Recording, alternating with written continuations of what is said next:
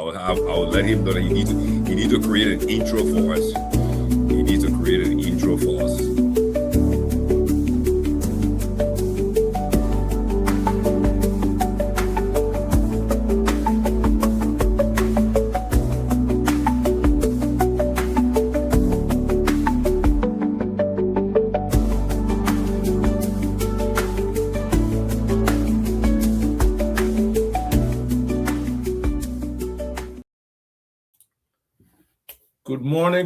Good morning. Maybe good afternoon where you are. Definitely our folks in Liberia, good afternoon to you. We have another Saturday. Today is what? Saturday, July 18th, 2026. Beautiful weather out here for me. I know it's probably the same for you. I hope it's not raining in Liberia. But we are here with Business Talk. And we just hope we have an exciting show for you today that you will relate to.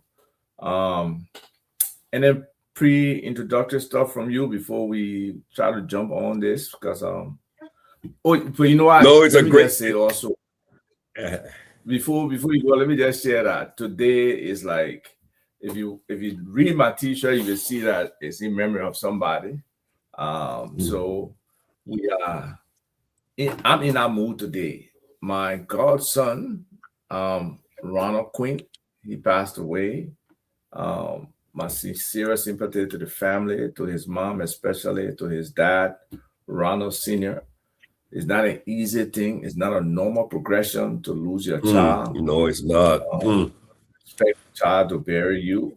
So we really feel for those families. I was, with my mom present when we lost my sister, and she was living with me at the time. My mom was living with me.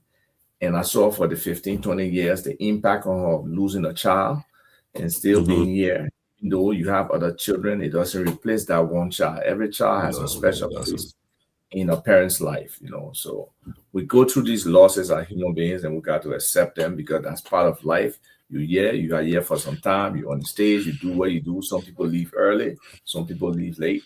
We just have to deal with it as people. So shout out to and my sympathies to his mom, Ellen Dunbar, and his dad, Ronald Quinn, and his brother, my other little godson. Now he's not little anymore, Fonati Quinn. So, and to all those other people with,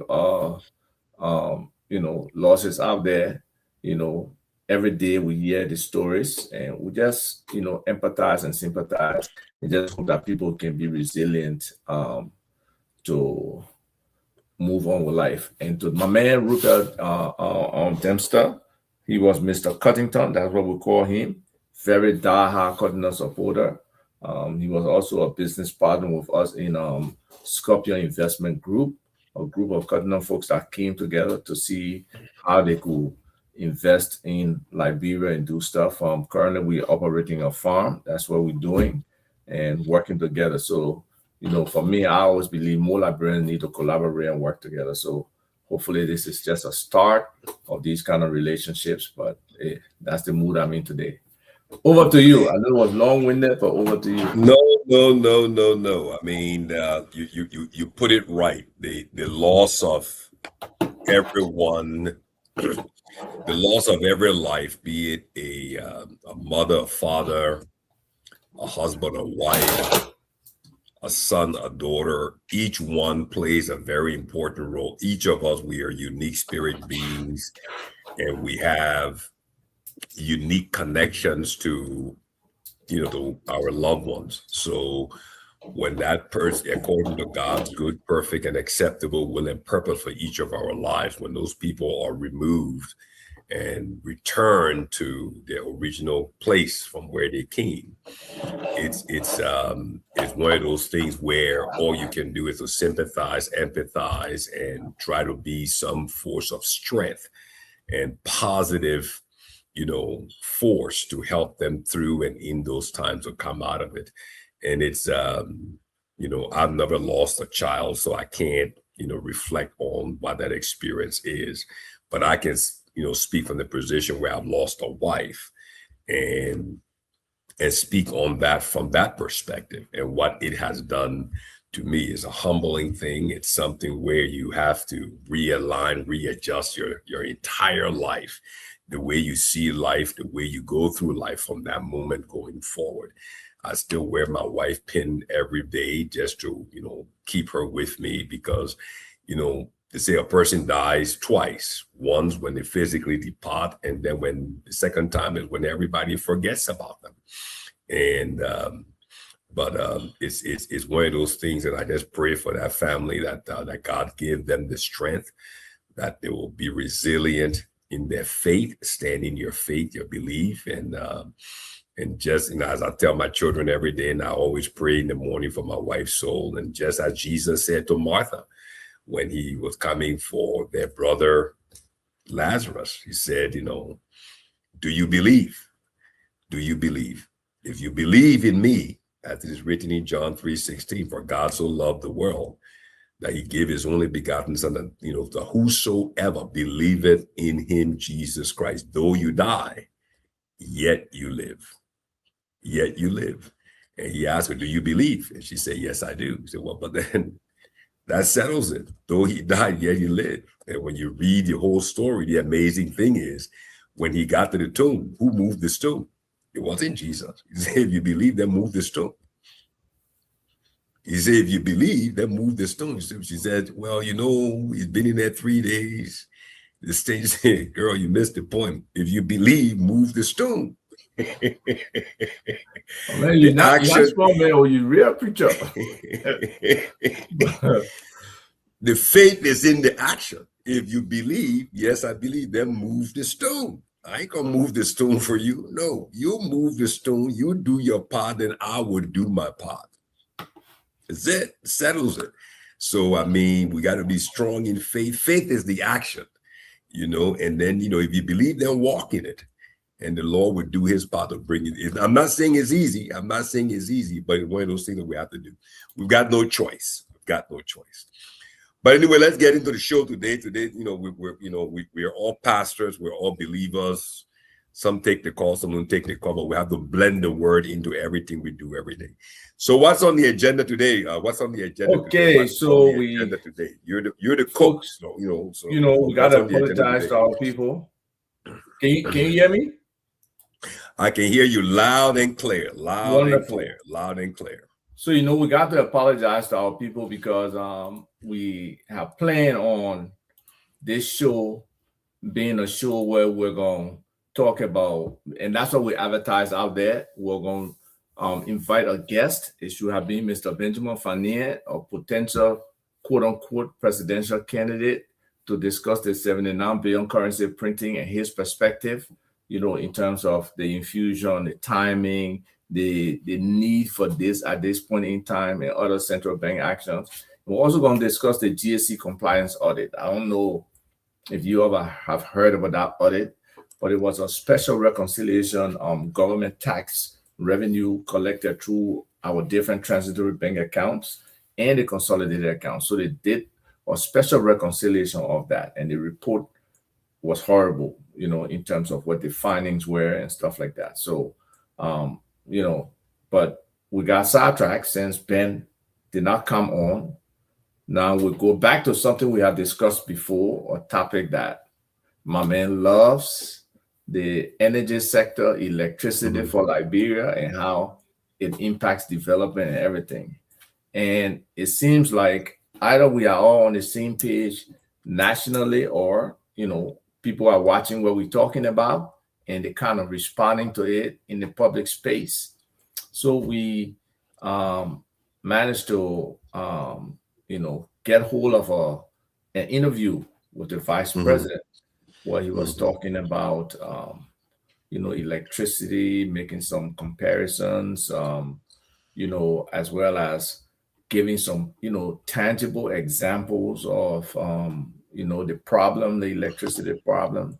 But also he was making some recommendations, and we look at some of those and see from our perspective and what we're thinking compared with what he has proffered, and see how, we can share more, and how hopefully, if people are listening, they can introduce some of these solutions into the whole electricity challenge, because it's not an easy challenge. And, I believe he has identified it as the most critical, binding constraint that we have as a country. And I think, we should look at it like that and really, really fight to find solution, because it's really an economic bottleneck, and he gave a couple of Is it? good examples, and I'm sure can give more the downstream effect of having electricity, how it snowballs our development. So, we'll discuss that. But first, we want to let you know the structure of the show. We did the intro already. We're gonna have this portion on electricity and the vice president, and then we'll kind of provide a little break there where we promote a local business, and this time local business. Yep. Moima Plaza Guest House. It's a business entity right on the boulevard. We do a video, and that video courtesy of our own geospatial and technology company, Lake Piso Very Solutions. good. We did coming that together. share that video. And we also want people to critique the artistry in terms of the art of developing that video and how the video looks. But at the same time, we want you to focus on Moima Plaza Guest House as an opportunity. If you're in Monrovia or you go into Monrovia, as a place where you can go and stay and feel like you're at home. So we'll get to that. And then the final section, we'll try to get some calls in. And we really want people to call in. We want other ideas. We don't want only our idea to dominate this show, because a lot of people do go back and watch our show, because sometimes 10 o'clock may be early for people in the US, and 2 o'clock is the time that people go into Doma Valley in Liberia and other places. So they probably don't catch the show live. But for you who are live and you who are aware, and you who are listening on the radio, we're supposed to be having hopefully it'll be broadcast from Love FM today, 101, right?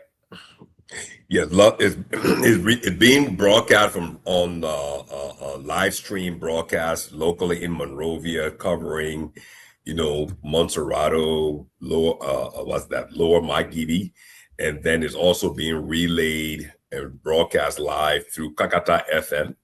Love FM is 105.1 Love FM in Monrovia.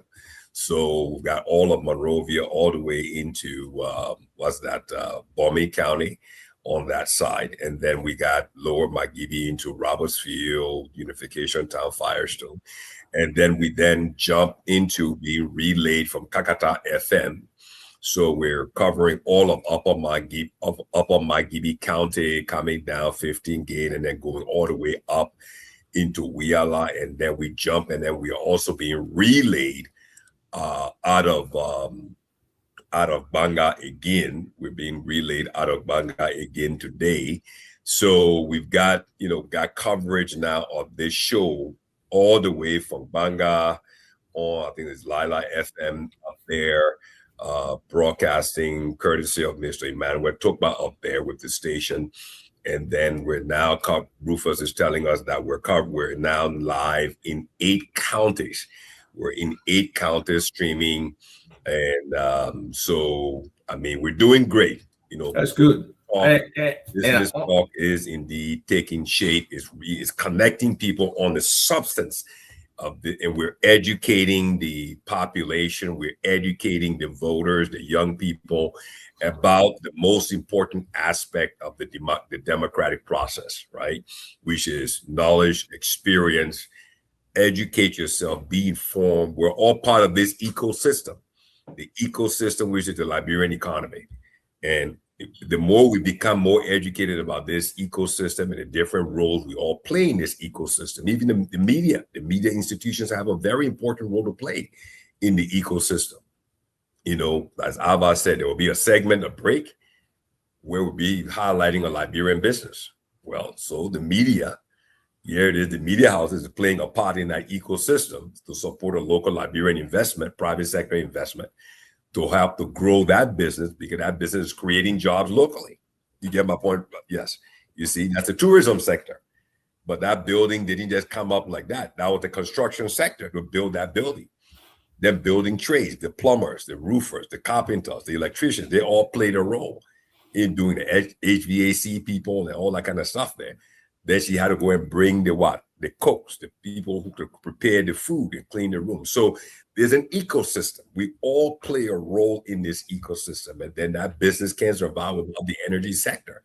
So, this is very important. It's so important. So we're covering 8 counties today, broadcasting all the way from Bond County, coming down to Magidi County, and then into Monserrato, and then into more. So Business Talk is live, and let's get right into the meat and potatoes. Justin Smith, my buddy out there in West Texas, in the land of pump jacks and oil and gas. He's live on the show. I met with him. We had lunch on Thursday. He and I work for Rexel and USA, and he really enjoys the show. He really enjoys wonderful. It. Good. It's good. He plugs in. He said, when we're talking about the role of the education sector in the ecosystem, he said he didn't know much about Liberia. He wanted to call in. He said, no, wow, dude, let me just go to Google first and find out where they got any vocational schools for the students to be able to, when they graduate, to plug into the ecosystem. When he saw BWI and this, that, and the other, he said, wow. Booker Washington Institute, of African-American guy from the U.S. who played a very important role here, went over there. He said, so we're talking about it all. I said, man, this thing, the world is an ecosystem. I mean, everybody is interconnected. He said, man, I really enjoy your show. So a shout out to, we call ourselves the dynamic duo. So to my dynamic duo partner, Justin Smith, out there in the great city of oil and gas, West Texas, Midland, Odessa. Good morning to you. I see you already up and alive and plug into the show. Well, so welcome to the show, Justin. We're happy to have you. Thank you for coming on. We appreciate that. And just to what you were saying about coverage, I want to add that I'm talking to Kipamas TV and radio station down in Harper, and that's a potential partner very soon. So we'll be able to, support coverage in the Southeast if we can build that relationship. So yeah, we're looking to see how we can cover as many counties as possible and share the word out there, and stuff like that. And for today's show, that you have been focused on the 179 billion and the GSC audit of all our revenue accounts, the transitory accounts, the consolidated account. And we couldn't do that, but we sent formal communication to somebody from the central bank, to somebody from the GSC, somebody from the LRA, and somebody from the Ministry of Finance to have a discussion, maybe a private sector bank as well, to have a discussion on, this topic and see how we can impact. And we can probably ask somebody from civil society, for next Saturday, and see how we can really have a roundtable discussion on this issue and how they intertwine, because, things like you were just mentioned, we're talking about electricity. We start talking about the VP himself, talking about the tourism sector and the impact and how it can attract people. So everything is kind of correlated in a way. There's some integration, there's some overlap, there's some, interfacing in all these different things that we're talking about. So how we package it, how we present it, how people who are in authority and should be implementing some of these things, what their thoughts are, is all critical to these discussions. So that's exactly right. That's exactly right. Stuff happening. So yeah, so the vice president was at a radio station, and he was having a discussion on the whole electricity issue. So let me see how I can find a way. Let's play the video. Let's play the video. Yes, I want to play the video so at least so everybody can get context of it. And I think it's a monumental moment. As you're searching for that, is a monumental moment. I must give credit to the Vice President, His Excellency Jeremiah Kuhn, for coming around, to honestly coming around to the point where from the time this whole energy thing started off. So let's go to the video. Let's go to the video. Let's hear his words himself as he explains. Go ahead, Alba. Okay. Let me move over there, because we have to, what's the word for it? Share it on the show. So let me go to the show. Yes. And share the that particular. Yeah, so it's so important that everybody understands this, that what we've been talking about from the energy perspective, the role it plays, how critical it is, that is the foundation of this ecosystem, that without energy, electricity being addressed in a knowledgeable, visionary, understanding way, we're not going to get to where we ultimately as a country want to get to. So let's go ahead. Go ahead, play. The last time the president, we had a discussion, the president very serious about election. So the president wrote some communications and asked me to talk to B. Martin, talk to Mita, and most of the major mining companies in Liberia.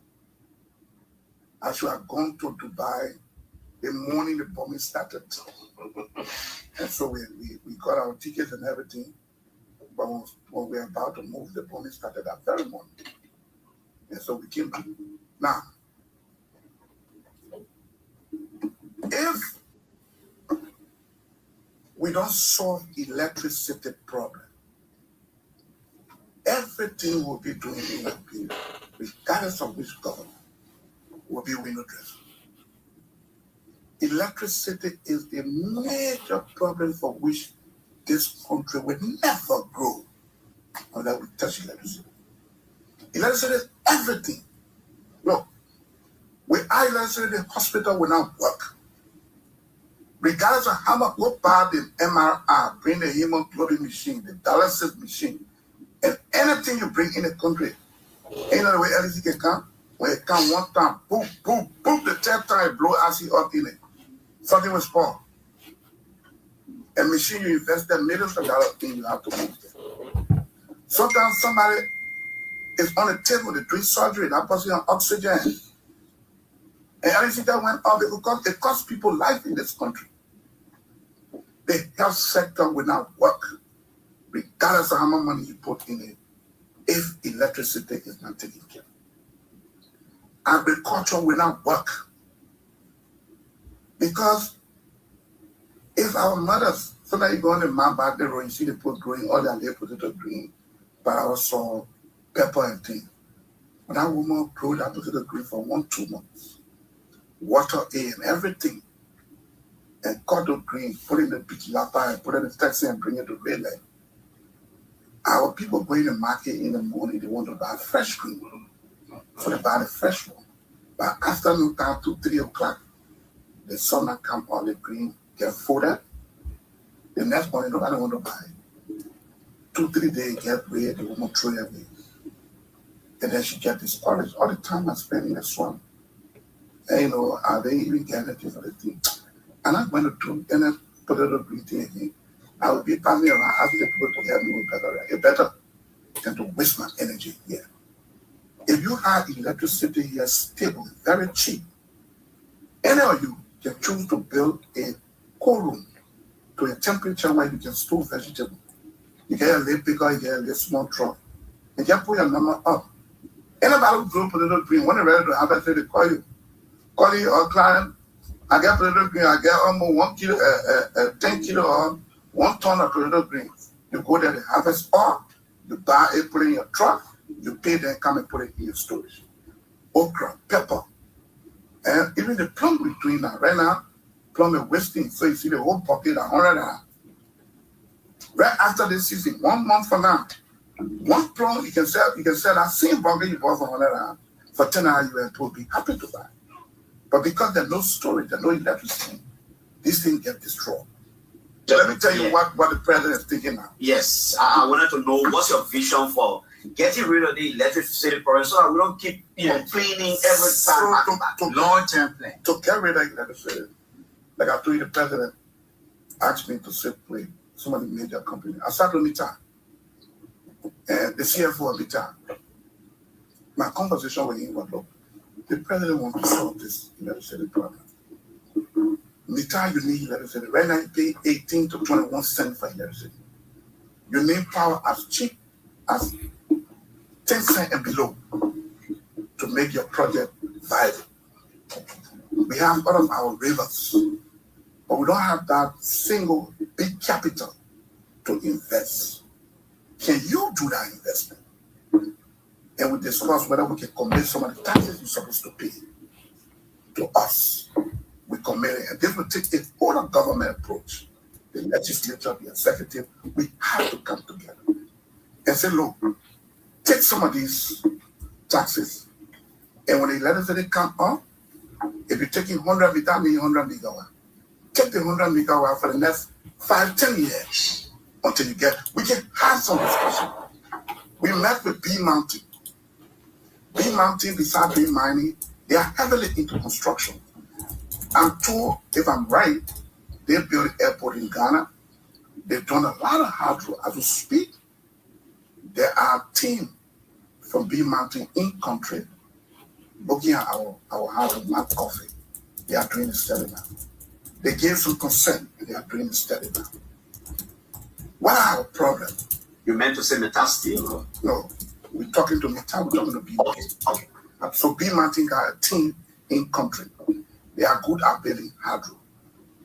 They told the president in a meeting they can build a hydro for 3 years. They can get it there.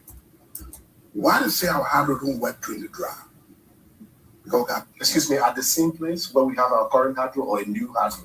okay, so there was a study done in the 70s. The last study I've been proof on. The Via River and the St. Paul River. There's two rivers running to Mount Coffee. But the Via River and the St. Paul River. Those rivers, when they flow in, they flow into the Mount Coffee. But during the drought, it gets dry. This study says there should be a reservoir built. There should be a reservoir built that can store the water, control the flow of the water. Once you build that reservoir, whether dry or rain, you will have always a flow of water, because all you need is the force of the water to turn the turbine. And that's why we make the hydro very cheap. You just need water to flow. The study says, and World Bank has also said that to build the reservoir, the preliminary study showed you need $1 billion. So every time we hear $1 billion, say no need to use that. Well, we're going with $1 billion. But we got to take a step. If you don't start, you will never stop. You have to start. Some of my discussion with the president said, look, Chief, we may not have the money. We might need about $2 billion to $3 billion in the electricity sector. Because we don't keep talking generation. To do the reservoir, to do the turbine. That's one aspect. Right now, the line coming from Mount Coffee to Monrovia, transporting the power, the high tension line, we lost here about 3-4%. Because the lines are smaller, we need to re-strengthen those lines. So every power that leaving Mount Coffee, we lost here about 3-4%. We have 4 turbines in Mount Coffee. Prior to the war, they were the same 4 turbines. But those turbines were 16 megawatt each. When the war came, it got destroyed. People looked at the place. We remodeled the turbine and put the same 4 turbines. But this time we made it 22.0 instead of 16 megawatt. And that's how we got 88. When it got through 108 got problem, and so we lost 22 and we got 66. So during the rainy season, the 66 flowing. During the dry, the water go low, then we lost almost everything and only get small from there. Now, if that reservoir is built beside Mount Coffee, right by the reservoir, you can do St. Paul 4. You got St. Paul 1. You started talking about St. Paul 1, St. Paul 2, St. Paul 3, St. Paul 4. St. Paul 4 is projected around 400 megawatts. It's right close to the reservoir. If you put a turbine there, and the guys are saying they can cascade a turbine, meaning they put some here, they put some here. If we can get a 400 or even 1,000 megawatt after building the reservoir, Liberia is ready. And look, when you get that done, the tourism sector will pick up. If you keep $250 million on the low side for 3 years, that's $750 million. Start the project. If they can get it done, whether they raise 300 million, then we're talking about 900 million. We can pay it in 3 years. In 3 years' time, we tell them, look, keep your money, don't pay us. Do the hard work. Let's tighten the screw. announced to the country that look, these 3 years, the war will not be paying, and so things will get tough. We adjust travel, we adjust other places in the budget to make sure we adjust to the extent that, because we have to take care of the foundational project. Once we can get that done, in 3 or 4 years, once that project is done, the project is banked. Meaning, once the project get up, and the bank ready to put money in it. At this time, we can give Mita 100 megawatts. If Mita is supposed to pay 25, 30, 40 million a year for 100 megawatts, we tell you, look, we just have this project. We give you 100 megawatts. We want you to pay all 2 years in advance. Or pay on 1 year in advance. We take and pay a $3 price. Mountain yourself with me about 50 megawatts. We'll give it to them. All the cement factory. You will see a lot of industry running to Liberia. The market in Liberia is not just Liberia. Look, the foreign region of Guinea, the Transitory area, all the way coming to Liberia. You know what? Bosu and all those places. There's a huge population sitting over there. From there to Conakry, almost 1,000 kilometers. It's easier and better to come to Monrovia for their goods. Whether rice, whether cement, and whatsoever, it's cheaper to come to Monrovia. Whether somewhere in the Sierra Leone, the borders outside, around the Sierra Leone border and so, all those people, it's cheaper to come to Liberia for their goods than to go Freetown. In Ghana, the Ma area, in Cote d'Ivoire. So it's a whole market you're talking about, not just the 5.2 million people sitting here. You're talking about almost 4-5 million people in Guinea.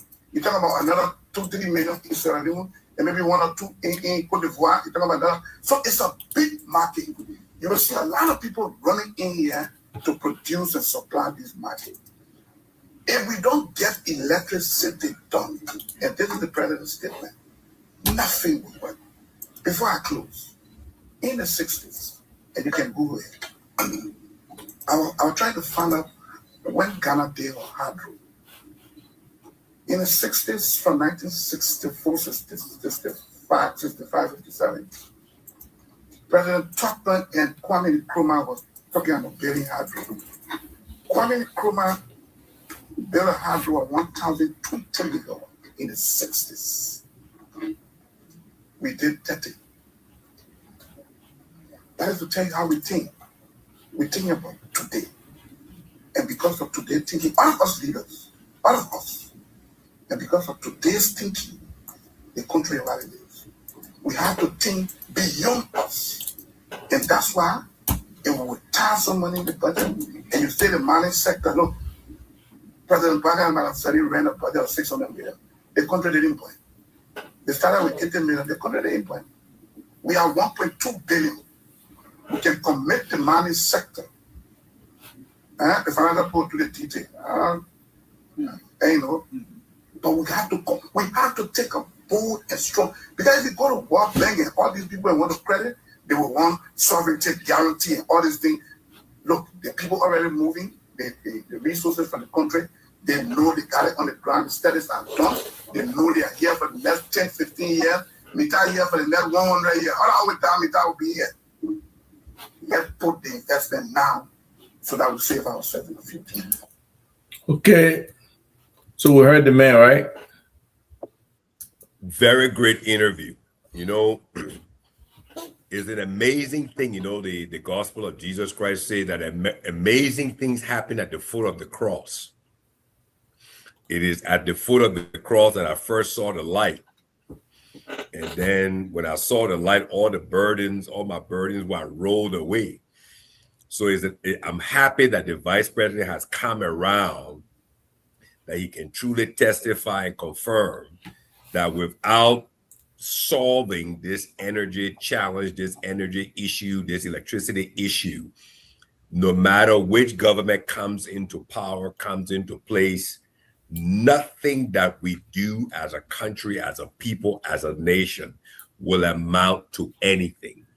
So it's a positive thing that both he, the vice president, His Excellency Jeremiah, and the presidency, His Excellency Joseph Yuma Boaka, has now come around to embrace the concept, the idea, the ultimate truth that energy, electricity is the number one thing that needs to be addressed, full force, head on.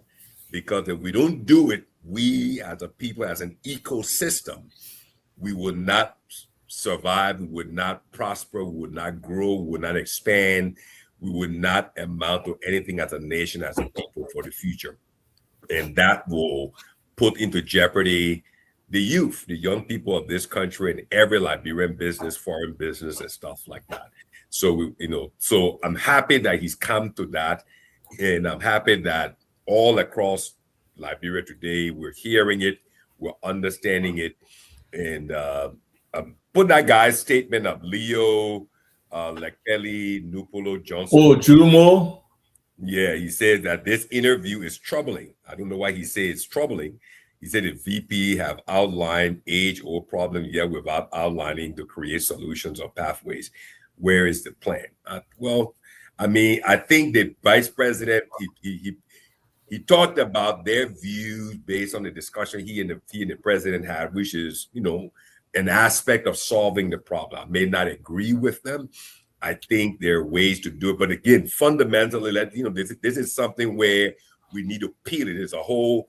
We'll do another show just on this interview to kind of take it apart. But I think first and foremost, my impression is I'm happy that the president and the vice president have had a discussion and they come to agree that the arrest agenda, right, cannot work without putting in front of it energy, electricity, addressing it.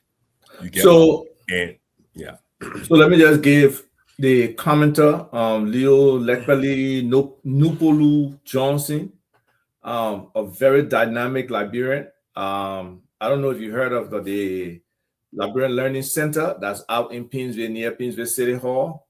He is the visionary for that. And because he's an individual who knows that when you have a vision here, you have a plan here, and that's exactly right. Execution ability here.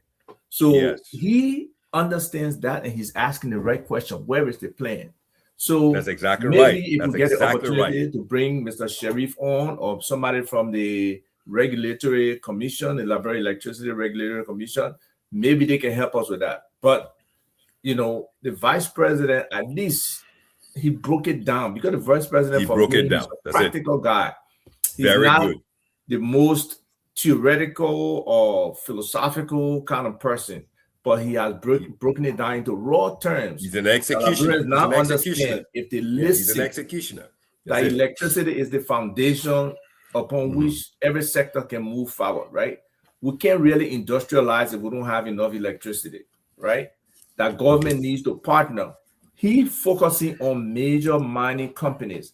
I would move away from that, because we don't want to, that solution or that suggestion, I don't think is in the best interest of our country. We don't want to conflict our taxes and our potential mining revenue. That's another area. That's a whole separate show too. That's a whole separate show. That's exactly right. Our revenue from mining, our revenue from our resources. I believe we are under collecting. We are not enforcing in that area. We are not monitoring it effectively. And maybe sometimes the people at the table may not have a full understanding of what we have out there. So that assessment for me on all these concessions needs to happen separately, but we can discuss it. Well, we can't tie up our mining revenue into that at this moment. Okay. We can definitely have set contributions from mining that goes into the development of the energy sector and all of that. So we got multiple, locations in terms of the provision of electricity, where it could come from. So why don't we bring all those into play? Like really create that big picture. Where are the more likely spots, whether it's on the St. Paul, on the St. John, on the multiple rivers we have and stuff like that. Who are the different potential partners that can really come and do this, right? We have had overtures from Africa Energy, other people. There's some people who suggest the U.S. Corps of Engineers, because our minerals now, and that's another thing too, we got some critical elements of commercial quantities in Liberia that people In like Liberia. US, people like China, and other people really want, right? How can we leverage some of those into them, building it for us, not maintaining it, but building a hydro as part of that concession agreement and really holding on to it. So Leo's point is right. We need real planning, we need real execution and stuff like that.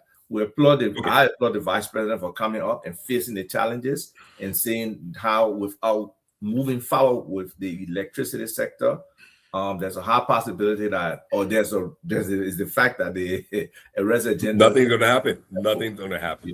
So let me peel this. Let me peel this onion, right? So the onion has multiple layers. So let me try to do a quick dissecting of what the vice president is. I applaud him. I think he, being an action-oriented person, he wants to deal with this head on, right? And he effectively articulated the points. And because of the way he articulated his points, it meant that he really, really, truly did his homework. He gave the diagnosis or the diagnosis of LEC, right? He gave the diagnosis of LEC, saying that they have 4 turbines there.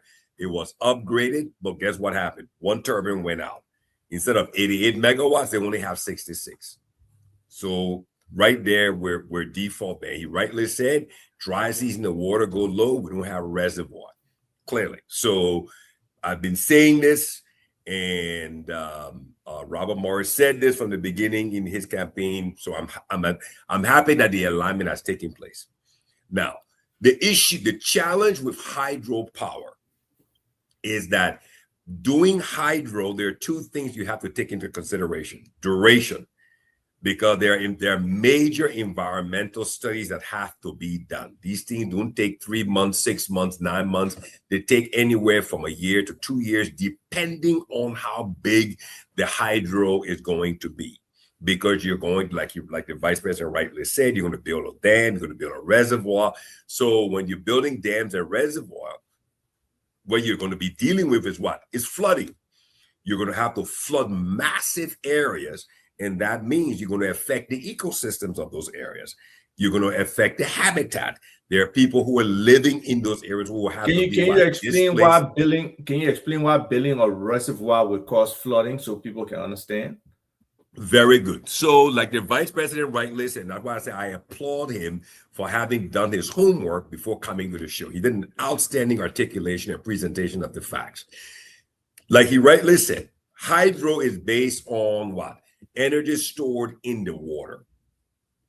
So in order for the hydro to work, you need to harness the energy from in the water.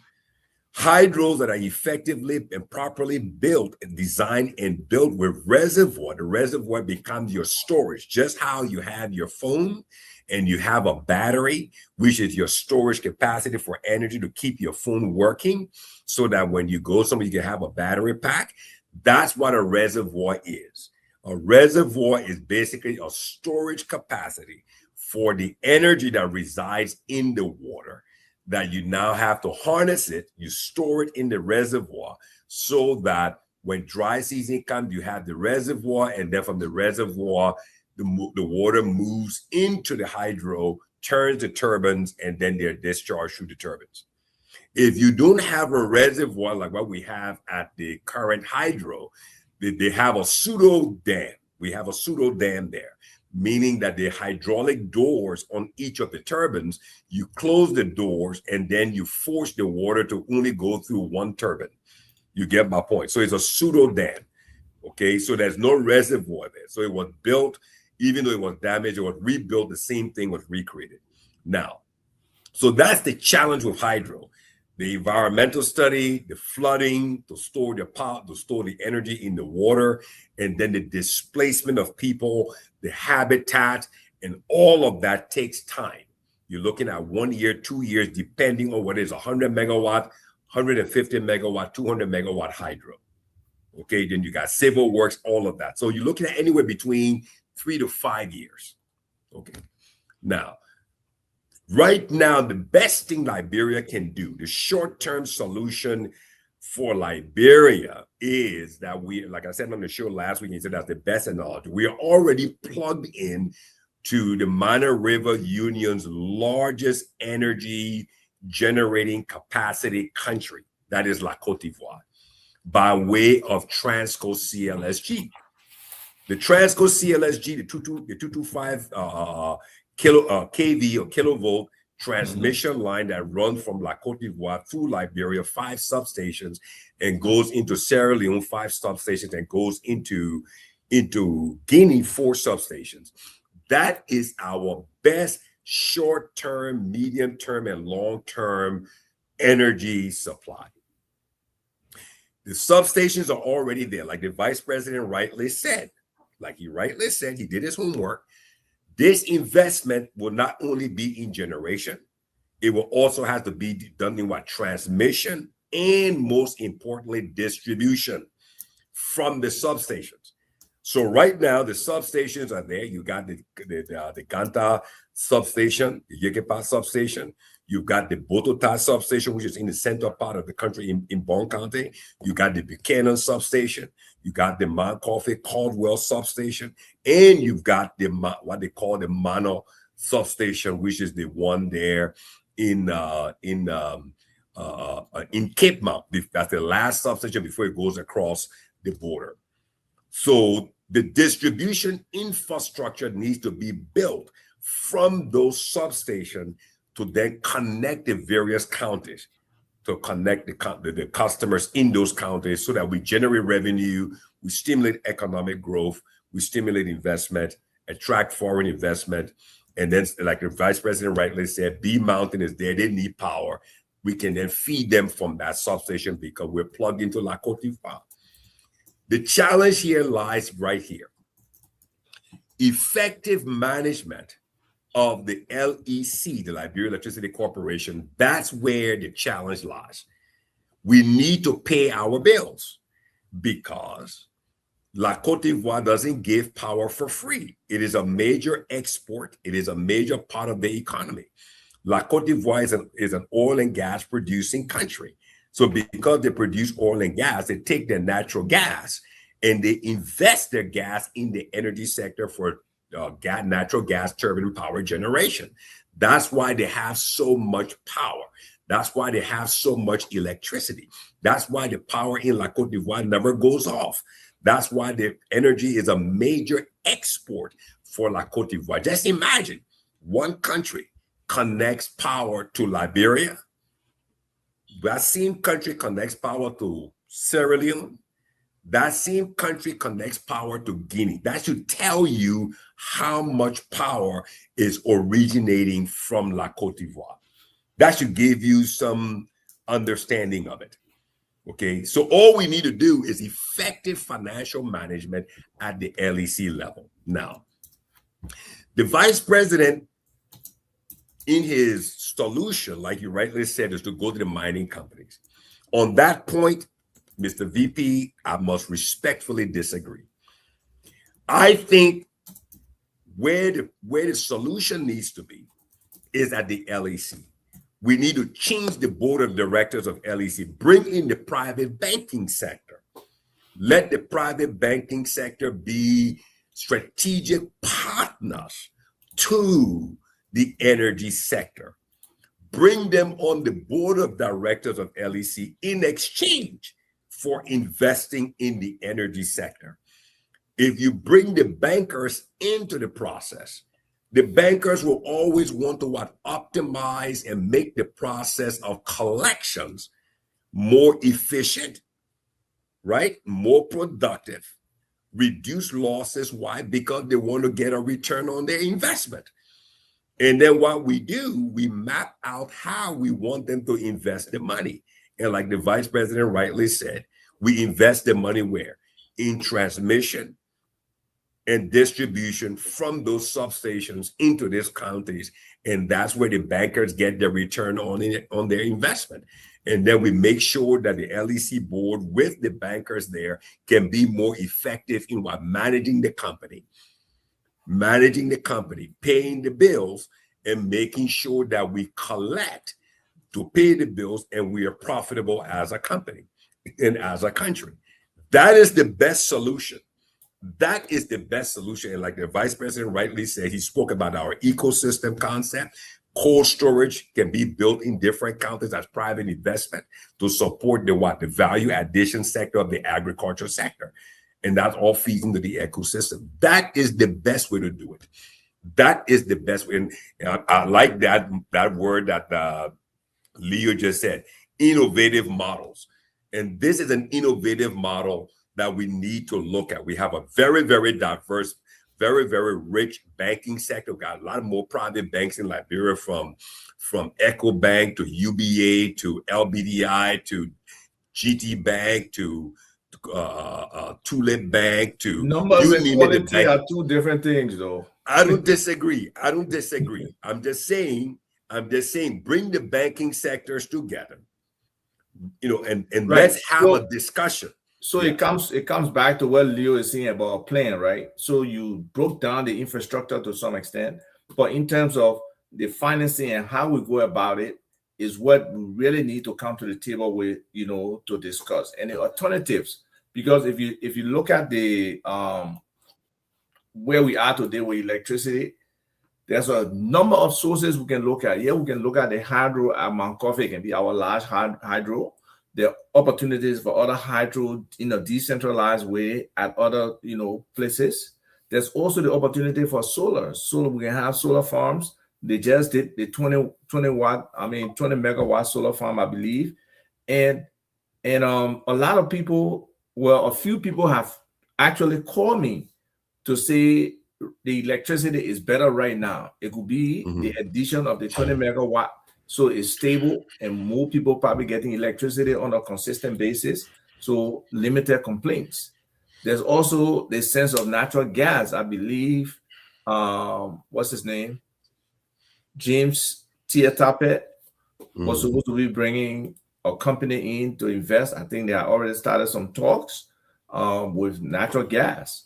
So to the extent that we can incorporate biomass and waste to energy and other things like that, because right now there's a lot of positive things that are on the horizon for Liberia, from the Carbon Market Authority, from how they're going to address waste, how do we handle the environment, all those things, they all apply. And then what you just said, but is that the West African power pool that comes through Cote d'Ivoire, or that's separate? No, West Africa Power Pool is an integrated transmission grid.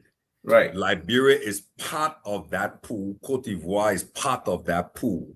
Okay. Ghana is part of that pool. That's an integrated transmission grid network that it's no different than Virginia. So is that what Transco is doing? Is Transco, yes. Transco is not a generation company. Look at the name, Transco, transmission company. That's what they mean, Transco, transmission company. They're just a move. They're like FedEx. FedEx only moves your package from your house to where you want it to go. That's all Transco does. That's all, and they charge you to move the money.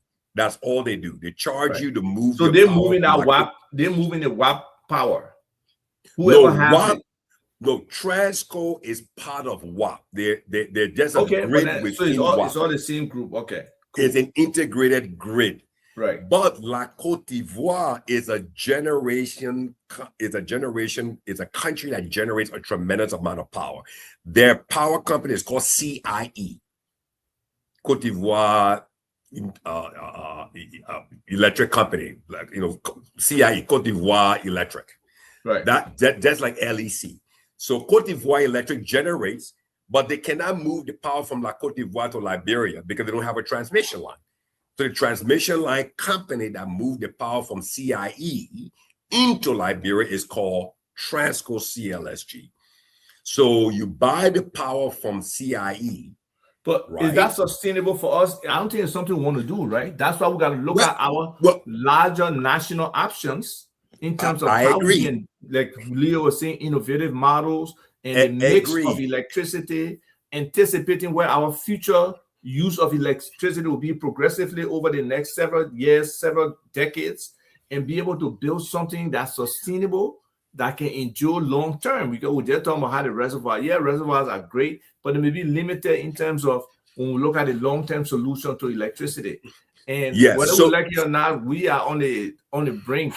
It's Leo and them and the other younger people who really will carry their country forward, and they will be there for another 40, 50 years. That's exactly right. So what is it that's there for them? Like Leo has his the Liberia Learning Center. They're using solar and probably they're using LEC, but they don't have the problem that other people in that same community will have in terms of being able to access electricity.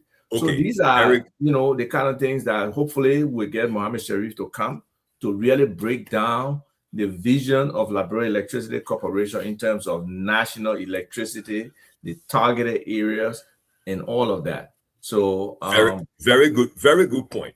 So you being a project management certified professional.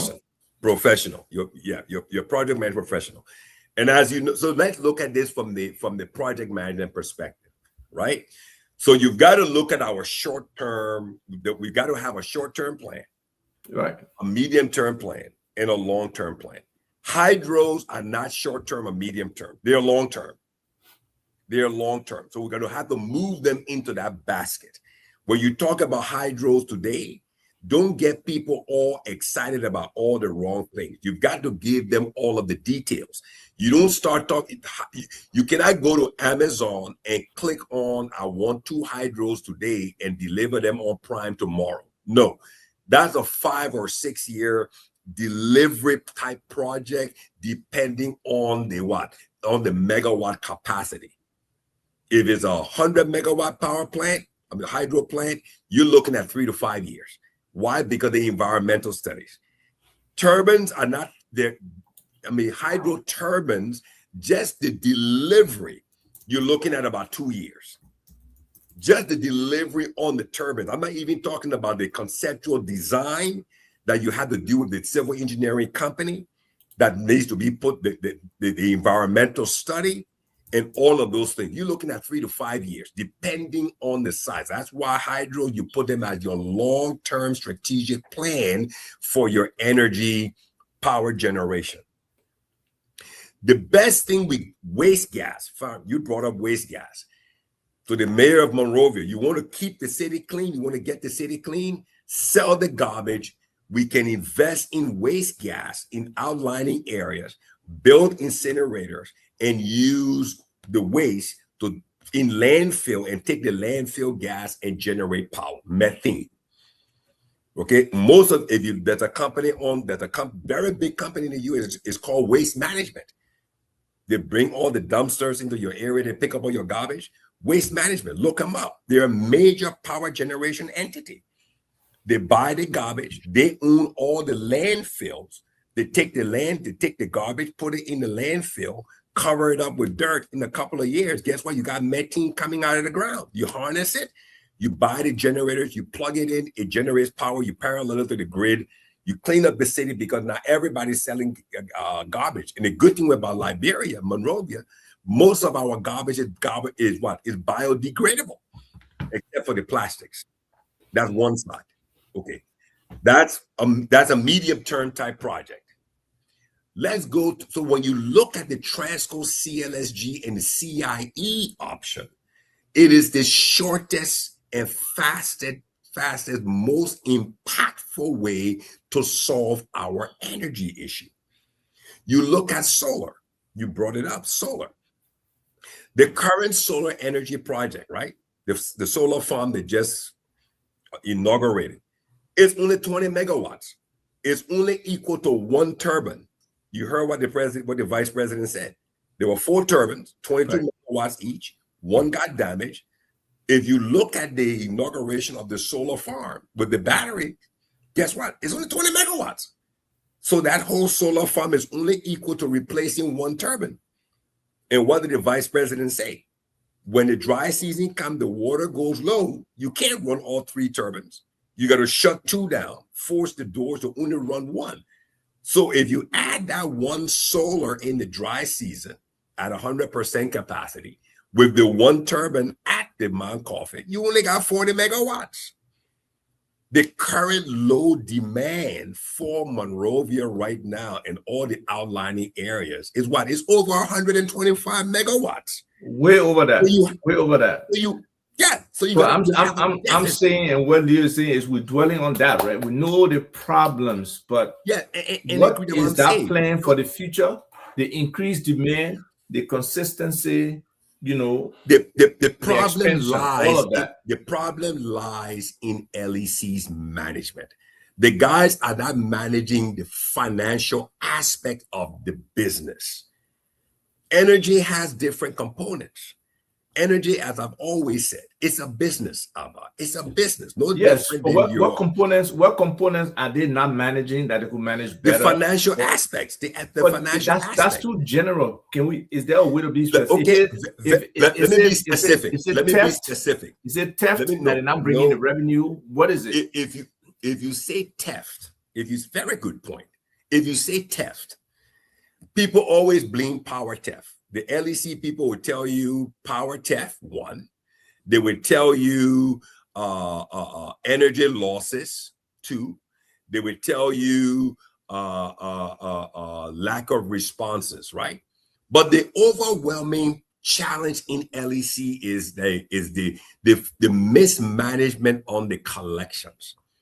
If you don't pay La Côte d'Ivoire on time, they're going to cut you off. That's just it. And if you as LEC don't understand the business of energy, that you as a power company focus on what you do best. You generate, you transmit, you distribute.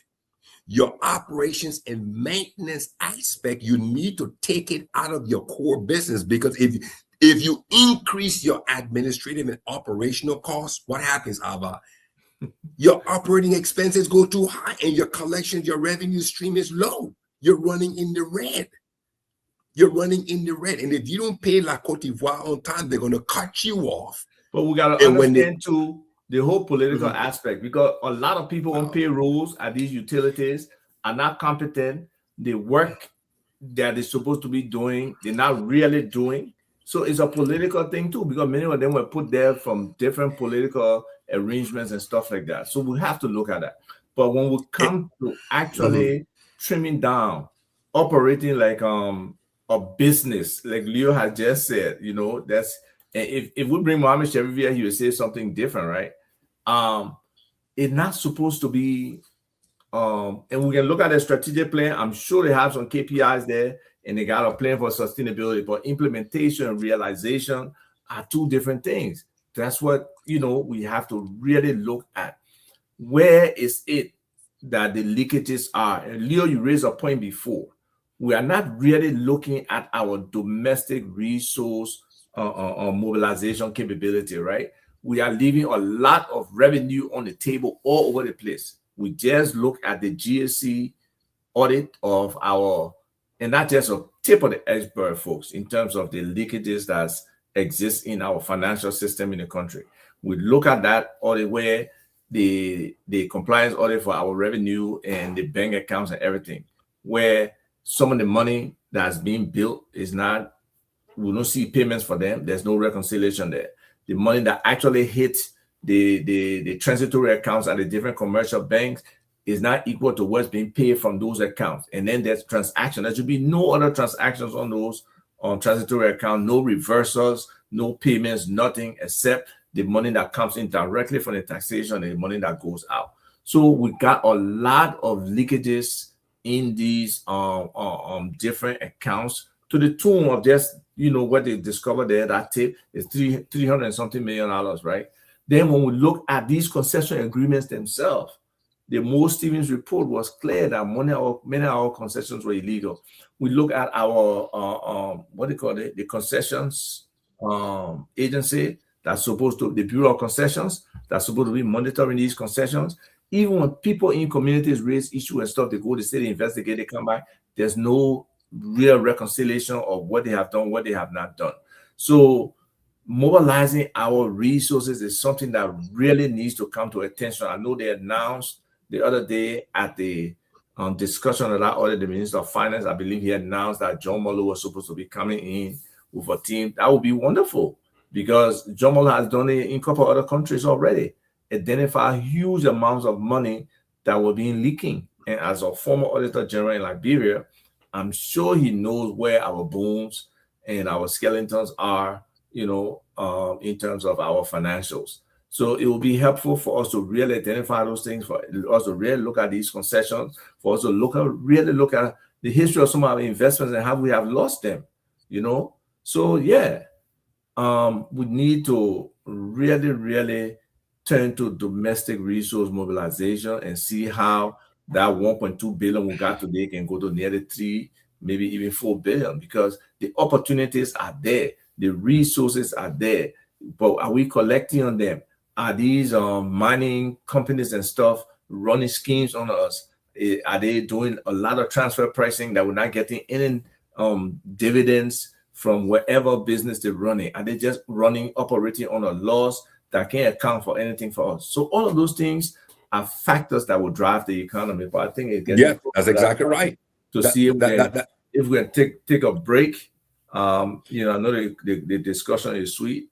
But I think it's time for us to take a break. Let's take and come back and try to close up, because no worries. Let's take a break now. Let's feature that Liberian business, the guest house. Let's take a break and feature. We'll be right back. All right, so let me share that.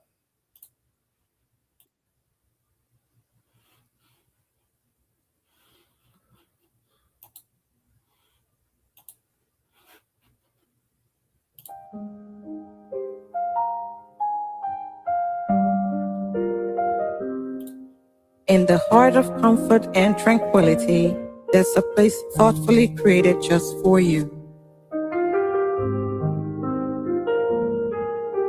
A place where every guest is welcome with warmth, care, and a genuine sense of belonging. Like a puzzle.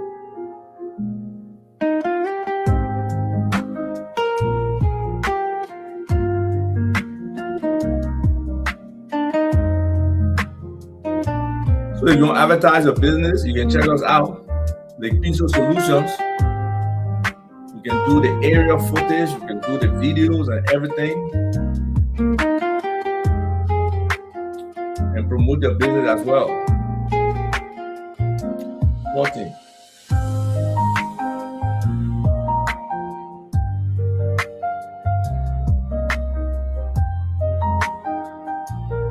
Step into comfort. Feel the elegance. Relaxing spaces designed to make every moment effortless.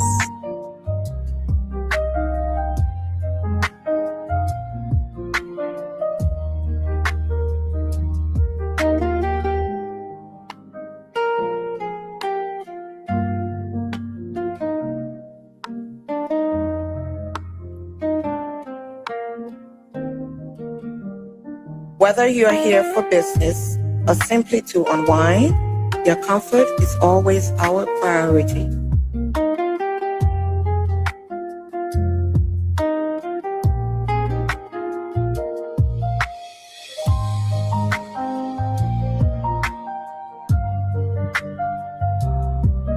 Surrounded by peace, you will find a perfect balance of rest, ease, and quiet luxury. Moima Plaza Guest House is right on the boulevard. We got monogram towels. That water flow looks good.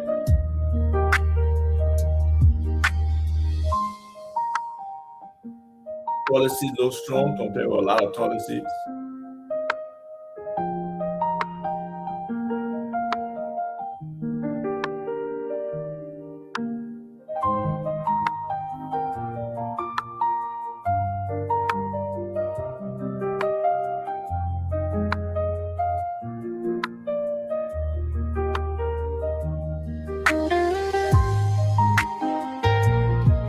Welcome to Moima Plaza Guest House, your home. That's a major investment there.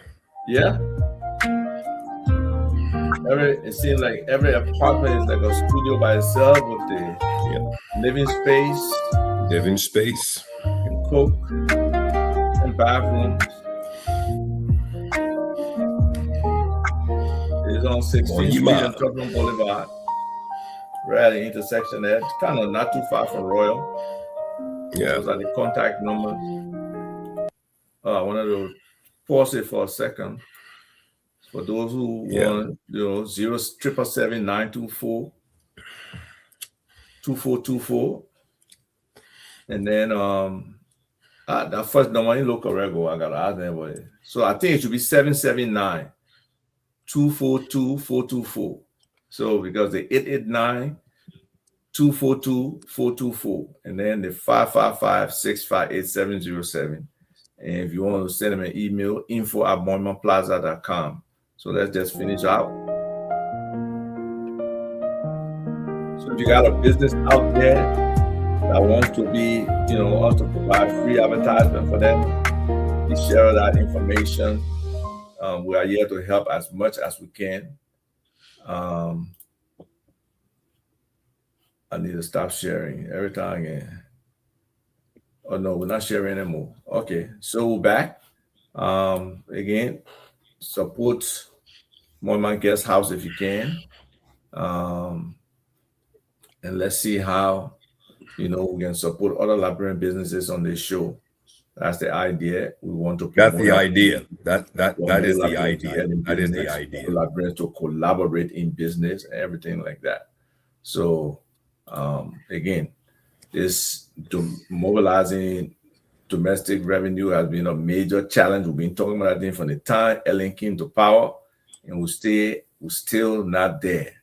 We still have a lot of gaps, but we got huge opportunities. That's what we got to look at, the upside of where we are today. We can really double, triple where we are, and really move our country forward.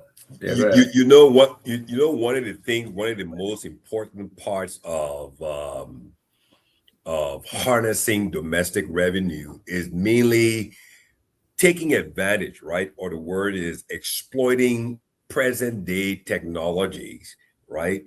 That allows you to see things in real time and be able to address whatever shortcomings there may be it, from collecting revenue from the water side, right? From water distribution or from Liberia Water and Sewer. Or it could be from garbage collection, or it could be from electricity. It could be from telecommunications. It could be from GST. What are the means currently being used? I mean, are those means traceable? Do they provide traceability? I mean, can we effectively track them? What means are being used to track them? Because if people are doing things in January and you can't on January 1 and you can't catch them or detect those problems by the 10th, the 15th, or the 20th of January, you're only finding them out in December, you've got a problem. Why are we finding these problems out now? Is it the system being used for traceability or tracking how these monies are being collected? There's no connectivity there. There's no monitoring there. There's no flagging in the system to detect, improper collections or things like that. Because from the energy perspective, or from any IT professional who's listening, okay, in the IT world, you have what? You have bandwidth management that you put into place. You have content management. You want to shape your traffic on your bandwidth. You have all of those things you put into place. On your computer, you put what? You put antivirus there. So somebody try to attack your computer with malware, you can detect it. So it should be the same way in that tax collection world. If those things are not being properly done, there's got to be some system you put in place that allows you the ability to track it, to detect it, raise a flag, and then be able to identify where the problems are coming from. You can't wait until, December of every year before you come back and say, well, we got an audit report over here, and then you find out that the money was shortcoming in July, but you're just finding it out and blowing the whistle in December. No, you got a problem. This is a fundamental problem. We're not maximizing technologies. We're not using the right technologies. We're not applying the right technologies. And sometimes it could be the critical nature of the energy sector that doesn't allow these technologies to be put into place. Like the vice president said, you know how LEC can come, right? When it comes the first time, the second time, the third time, it blows everything up. So if you don't have the proper defenses and technologies in place to protect the servers and everything else that will run the software, that poor power grid is going to destroy everything. It's going to destroy everything. So again, I mean, I don't understand these audit reports from the, I'm not an accounting professional, but I'm just saying there should be some kind of flag-based system in place that you can detect early on improper reporting. I mean, what did you say earlier? Technology is not being used properly, right? It's not being used properly. It's not being applied. It's not being applied. So that's one of the major challenges with all these systems, and the fact that they don't speak to each other. You don't really check them. The bank's not reconciling on time. Yes. That reconciliation on a daily basis, on a daily basis. We're not doing that. We're not validating and verifying the information being sent and stuff like that. So there's a lot of holes that need to be plugged when it comes to that. But I think we've done a great job for today. If we get into that discussion, we'll not be able to get out right away. So I personally don't want to, just at a high level, I can share some stuff if you want me to. Otherwise, we can just close out this on the electrical stuff and be able to. No, what I want us to do, is we can take these two topics, right? The audit report and everything, like you use the word just now, high level. For some reason, apparently, since business talk has come back on the air, Ava is operating in the stratosphere, and I'm trying to catch up to him. Every time he's using these catchphrases, today he's a higher level, which I like it. I like it. He came up with ecosystem, and now we're building on the ecosystem. Now today he wants a high level, which I agree. So what we do, Ava, we take these two topics, right? We take the audit report, right? We do a whole show about how the technologies can be applied properly to address it, and why technologies are not being done. That's why these problems. I mean, the audit report you're talking and maybe about. You can invite some technology folks. We can invite somebody from LRA and some technology folks. Yes, that's exactly right. We do it at a higher level. So we invite people who are in the tax field, talk about different things and stuff like that. And then we do a show dedicated just to that. Then we open the phone line for people to call in and talk about things. Then we do another show on the energy side, and we bring some people in for them to talk about it from that perspective. Yeah. You see, because like the vice president said, whether you want to solve the tax thing, you don't solve electricity, you're wasting your time. You want to talk about the education side, you won't solve electricity, you're wasting your time. You want to talk about value addition and the tourism sector. Look at his latest hotel. That latest hotel is I saw all of the high-tech stuff, the microwave and everything she put into those apartments. Everything depends on energy. If LEC goes at that low rate that she's buying energy for, by the time she puts on the diesel, that generator, she's paying diesel for $6 a gallon. Her cost just went up. It's expensive. Once that generator goes on, her losses stop. And her profitability depends on what her cost of energy and her occupancy. The hotel business is all about occupancy. It's all about occupancy. Right. See, and the greatest tourism, the greatest population of tourism in Liberia is not expats. It's Liberians. It's Liberians from the diaspora. Liberia has a different tourism population. So, I think that what we should do, do two different shows on these two key topics, because they're all tied into the ecosystem, because the ecosystem has to grow, because tax revenue needs to be collected and reconciled and then applied into the ecosystem to invest in different sectors. Okay, and then energy sustains the ecosystem, because without energy, the ecosystem goes off. It dies. It can't grow. It's not sustainable. Right. And then we can invite different people on and stuff like that. And we look at it from that perspective. You know, I don't want to be the only professional on here talking about energy. No, I want other people to join in. Let's talk about this thing in a positive way. Because at the end of the day, like the vice president said, we're all in this thing together. And that's You the know, thing, like he right? said. So Yeah, his like he said, discussion, this yes, show, all represent that we understand that electricity is foundational for Liberia's development. So his connection of power to different industries, you know, you are to give example in healthcare, agriculture, industry, mining, tourism, and even regional trade, which is wonderful. It's the practical demonstration of how important it is, and it should be a persuasive case to the president or whoever got any doubts about the significance of electricity. That is one of the key things that will transform our country. So we now have to look at how we develop the execution or the implementation of that plan, or even build an actual plan that aligns with those things. And that's where I think the VP discussion fell short a little. But I think he was clear. He kind of said it. He said the other one for the other people. So now, whether that the Ministry of Finance, whether that LEC, LERC, all of them, they got to come together now and really look at the options, because I personally don't think, you know, mixing our future mining revenues with this, it will expose the government to some fiscal and political. Because especially we are not, how should I say, legislating our development plan or allocations towards that development, not legislated. It's every year. So any new government come, they can change anything that happened before. So you don't want to include that fiscal and political risk in what you're doing. And then to look at it just like that, you know, structuring bankable public-private partnerships, they are complex things. They are not simple things. Experts are required.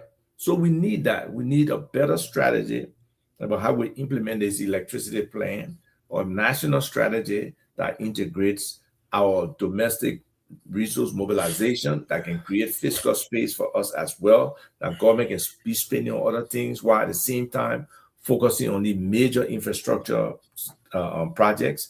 Whatever multilateral, bilateral financing agreement that comes with that kind of stuff, we got to look at it. Our own current equipment, because we were talking about just the technology around electricity, and Leo was talking about the innovation.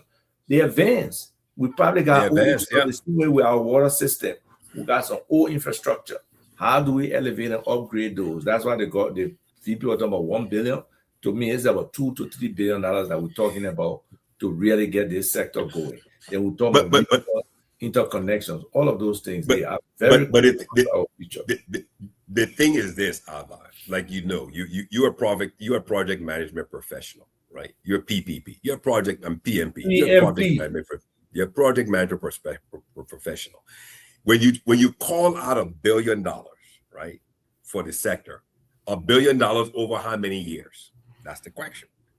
So it's all about how you structure the plan, right? And how you build. But you were just calling a number. I believe you were just calling a number. Agreed. I agree so with they got to come together, put all those and you know, international institutions, reports and assessments and evaluation, and be able to come to that core point. And that's what being a part of the LEC strategic plan, right? All the previous information, the desk study that whoever was developing that plan, whatever they were doing, all of that should have come together. So I strongly advise, I will close with this, then we can go to our closing. I strongly advise, recommend, suggest, and counsel the Vice, His Excellency Joseph Dimam Boaka, and the Vice President Jeremiah Ko. When you approach energy, electricity, don't, and like he said, regardless of whatever government comes in or goes out, okay, don't look at it from the perspective of who's going to win. If you do that, then what you've already done, you've eliminated some of the best minds who could help to solve the problem. You get my point? The focus should be Liberia, Liberia, Liberia. Short term, medium term, long term.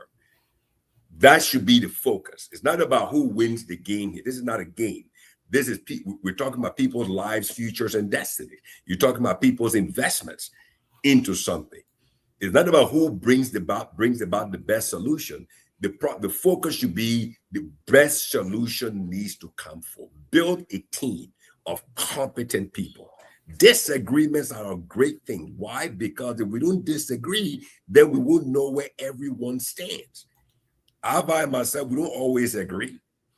We don't always but how would you agree? Although that's too people. No, we he got to stick his position. I got to stick my position. He's got his expertise. I've got my expertise. I got to know when I need to speak on something because he's the best qualified.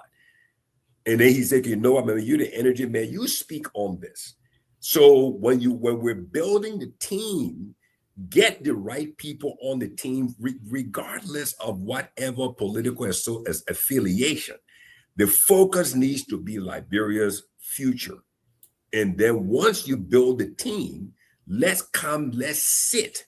And sometimes connecting with people doesn't have to be a public event. It can be a private discussion with the respect for what? For non-disclosures. Okay? So, I mean, this thing is not a complicated thing. What makes it complicated is when people who don't understand what needs to be done are placed in the wrong position, and then they're just trial and error, whereby they're destroying the entire economy. I don't believe that this energy issue is complicated. I don't disagree. I don't agree with that. It just needs to be addressed with the right people on the team. And then the right actions need to be taken. The right key performance indexes need to be set into place. And then the right actions need to be dealt with. Like you said, some of these people on payroll, they're political. Get rid of them. Move them to the private sector. If you truly want the results, then you're going to have to make tough choices. And that's what leadership is all about. So let's take these two things for two separate shows. We make the banner, we put them out so everybody can know what we're doing next week. We either talk about the VP energy thing next week, or we talk about the audit thing next week, and let everybody prepare their questions and everything next week. Then when we talk about it, we open the phone lines, and then we go from there. Okay. Well, time is far spent. Let's do our closing and take off for the weekend. Right. So, we always want people to call in and ask questions. Unfortunately, it seems like we don't get any of that. We have Rufus. Rufus, I know you've been listening to the show. You want to give us a couple of minutes for people to call in? If anything you want to add, yeah, we can call. In a way, you can ask people to call before we leave, just in case some people have questions. We are open, for a few. Yeah. Very, very good. Go ahead. If you're out there, put the phone numbers up there, Rufus, so people can see the phone number. Let's hear what some of the people have to say today. So the numbers are 0887 105 105 0778 665 073 0887 105 105 0778 665 073 are numbers to call and participate. You've been listening to the conversation. You can have your say, and the lines are open. But what do you have to say about the show today, Rufus? The way we dissected the vice president interview, and also about this audit thing and stuff like that. What is your take on it? Well, actually, I was give us the ground effects, because you're on the ground. The men were not listening. The men were doing different things. I was between. I got to follow up on the show as well, doing what I was doing behind the scene here. To catch up with the time attached to that. But it is actually, it was very good. You dissected the issue well, and it gives a clearer understanding. When it comes to legislative, we gave you a thumbs up. You know your area, that's your area. So you gave all of the expertise when it comes to that, and you made it plain for the understanding of the layman. The vice president spoke at his understanding, and you who is actually schooled in that area, you simplify it for the layman understanding. So it was quite interesting and wonderful. So we look up to the folks to actually phone in to hear what It's all about when it comes to their understanding and what needs to be done, like you requested to get their own side and feedback. Because in communication, you have the messenger, the message, the receiver, and that of the feedback. So you send out the message already. So the receiver receives the message and gave feedback. So now we are awaiting the feedback from the public on how they understood the conversation. So 0778-665-073, 0887-105-105. I think I have a caller. Okay. Okay. Hello, caller. Yes, this is Leo. Leo or Neo? Leo Johnson. Leo Johnson. No, he said Hey, Neo. Leo Johnson, how are you? Right? Leo, L-E-O. He's Leo. Leo Oh, Johnson. it's Leo. Okay. Leo coming from a different number today. That I was confused. Yeah, Leo, we're listening. I wanted to make an input. Yeah, I mean, great conversations. And, I mean, very enlightening. What I was interested in some of the things I was talking about. I know your co-host there mentioned CIE from Cote d'Ivoire. Right? CIE was privatized since 1990. Right. It's a private company that runs the entire Liberia electrical system. The reason that is important is because then government can have an oversight regulation and put the pressure on a private actor who understands the dynamics of business and the business of public service to be able to do it. But the next thing is, we don't have a case for support. I listened to the vice president and he did extremely well, unpacking what the challenges are. But this is what we've heard from government in time to government to government. What we haven't heard is government announcing some drastic plan to say, we've assigned a team of experts that in the next 12 months, they'll be rolling out the next 50 years of our pathway to sustainable energy. To what does it look like? And they will also be costing it out in terms of what would it cost us. And then they will be identifying the revenue pathway as to how we would get there. This is the problem I've had with the arrest agenda and all the agendas for previous government. These agendas are put out there, nobody tell you a costed out plan. What would it take for the arrest agenda to be achieved? There's no costing. No, but I think the arrest agenda was costed though. Where was it costed? With the arrest agenda for inclusive development, I'll see if I can find it, but I believe there was a costing. There was a costing to it. If that is the document that was released, it's not costed on the agenda; it's costed on the year in the budget. I'm talking about the costing to achieve the actual. For example, if I say sustainable energy, is it costing the arrest agenda? How much it will cost us to achieve sustainable energy in Liberia? I believe they had it in there, but I can confirm it for you. But I don't. I think the budget is different. I think the budget aspect is different. It would be great to see if it's costed over what period of time. Would it take us 10 years? No. And that's there you go. That's exactly what I was saying. That was what I was saying earlier. That was what I was saying earlier. Yeah. Yes. Was somebody saying something? No, I was just saying, I'm agreeing with what Leo is saying. Remember when I said $1 billion? $1 billion over how many years to achieve that goal? Yeah, no, it got to be spelled out. It got to be spelled out. Yes, it needs to be spelled out. And yes. I think that this is where the conversation should be. We should be pushing our leaders now to say, you say it's $1 billion to do this thing, great. Over how many years? And tell us where will you raise the money from? Because then we have a way of holding accountable. We'll also have a way of measuring. Measuring, that's exactly right. What progress is needed to be made to get closer to that goal, to make that goal realistic. But when I listen to all our public leaders, I still hear them regurgitating the problem so expertly well. What I haven't heard them trumpeting, you talk about the arrest agenda. Why are we even asking for where it is? They should be trumpeting it with the constant thing to it. It should be on the road, on these visits abroad. That should be developed into a case for support. It should be so well articulated by now that all of us should know. In our little meetings, then we should be talking about it. But instead, everybody trumpets the problem, but we're not trumpeting. If there are the solutions, like you said, and plans, where are those plans? Let's get it out here. Let's turn it into a case for support. Nobody's going to come help Liberia without a case for support. Nobody will help us only based on the articulation of the problems. People will only help us when there is a case for support. That's exactly right. That's exactly right. What Leo is saying, I went to the arrest agenda. I hope I can get to it. I think it's page 184, figure 60, the cost estimates. Let me see. Yep. Let me zoom this a little bit and I will share the screen and we can. You see, Leo, what Ava is doing, that what you're talking about, you see, identifying the problem, that's not work. Because you can take 10 different people's identification of a problem, repackage it, and make it your own, identify the problem as well. The real work comes in when you start to actually figure out what the solution is. Okay, so identifying problems are not work. Figuring solutions, that's where the real work is. So that's why you see people don't want to work.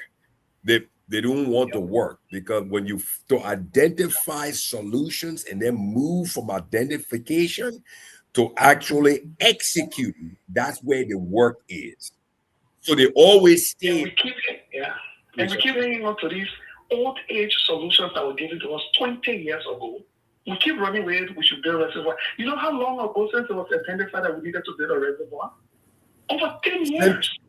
And here we are still talking about building a reservoir when it's gone 10 years past.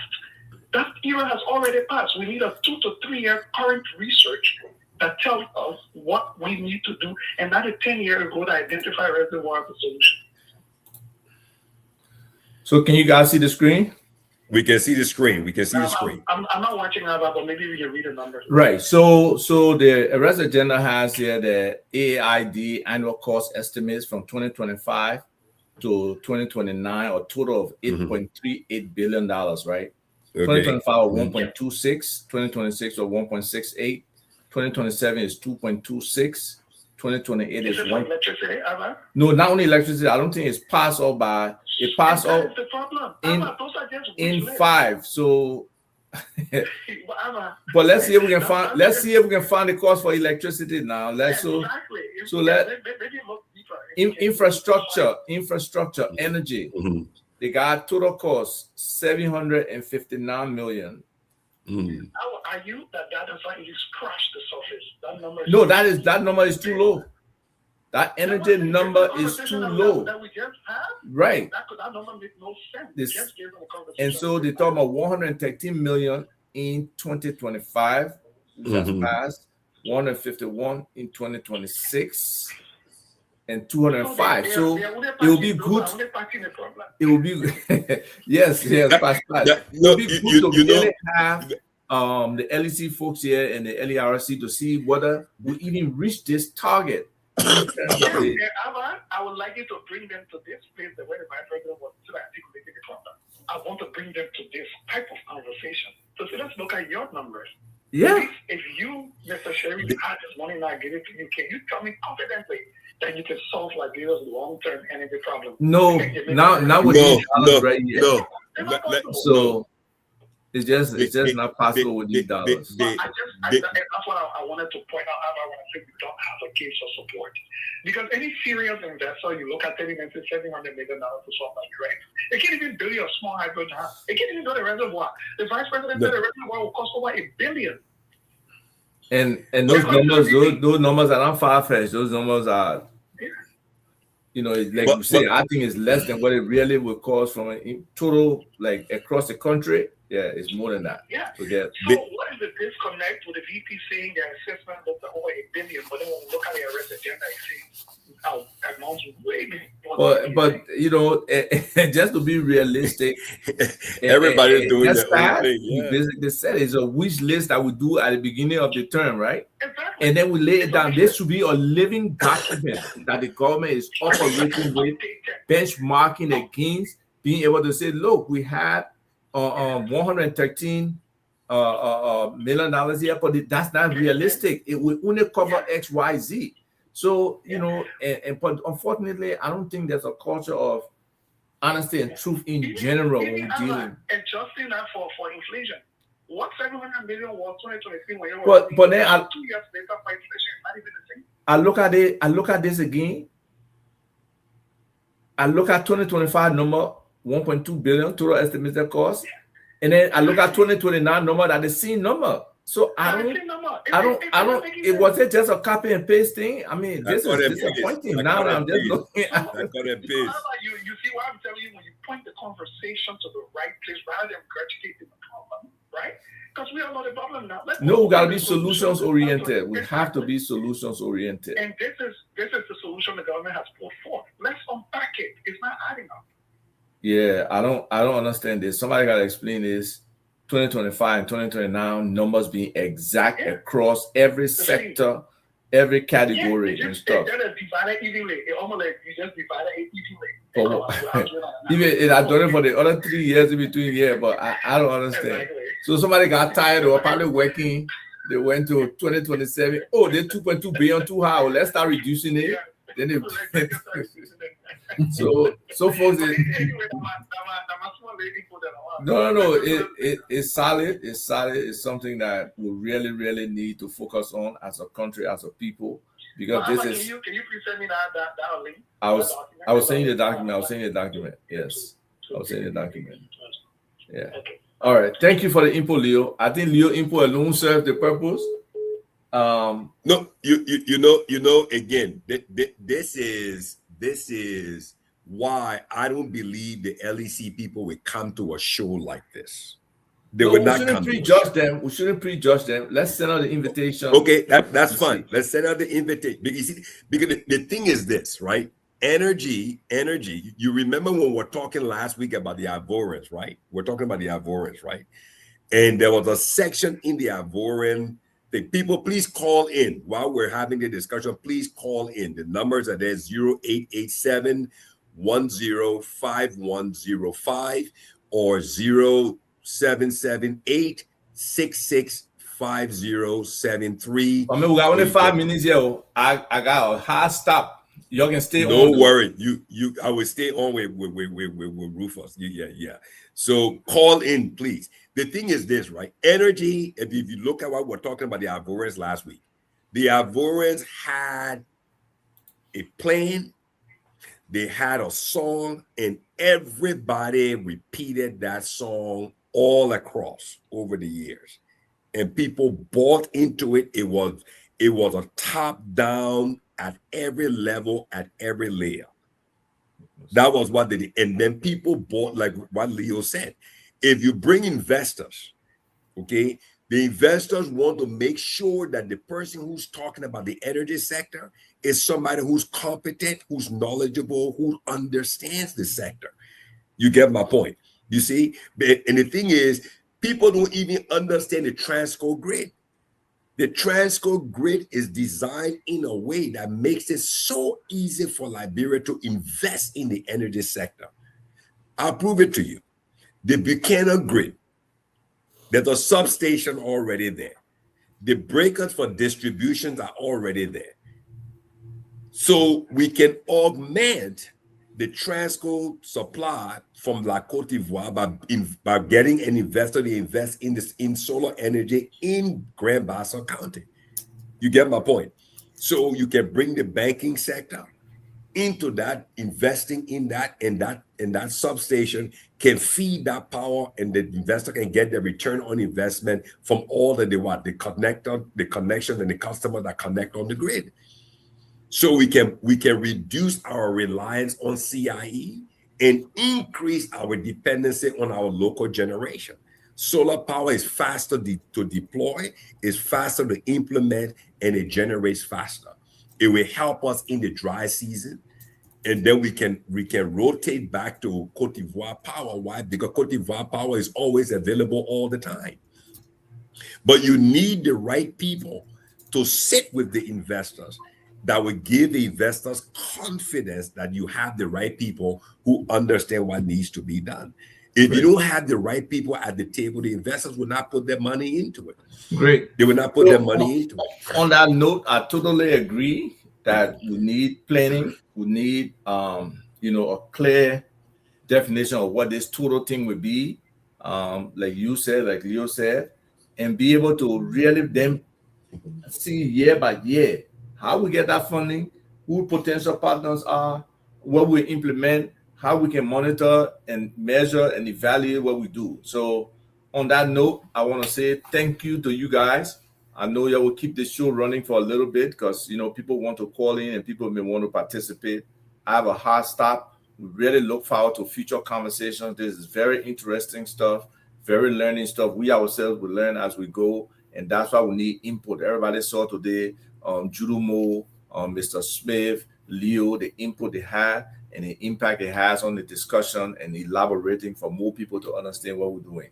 So Rufus, thank you for being a cornerstone. Kenan, we appreciate you. I'll leave it with you guys. You please handle it.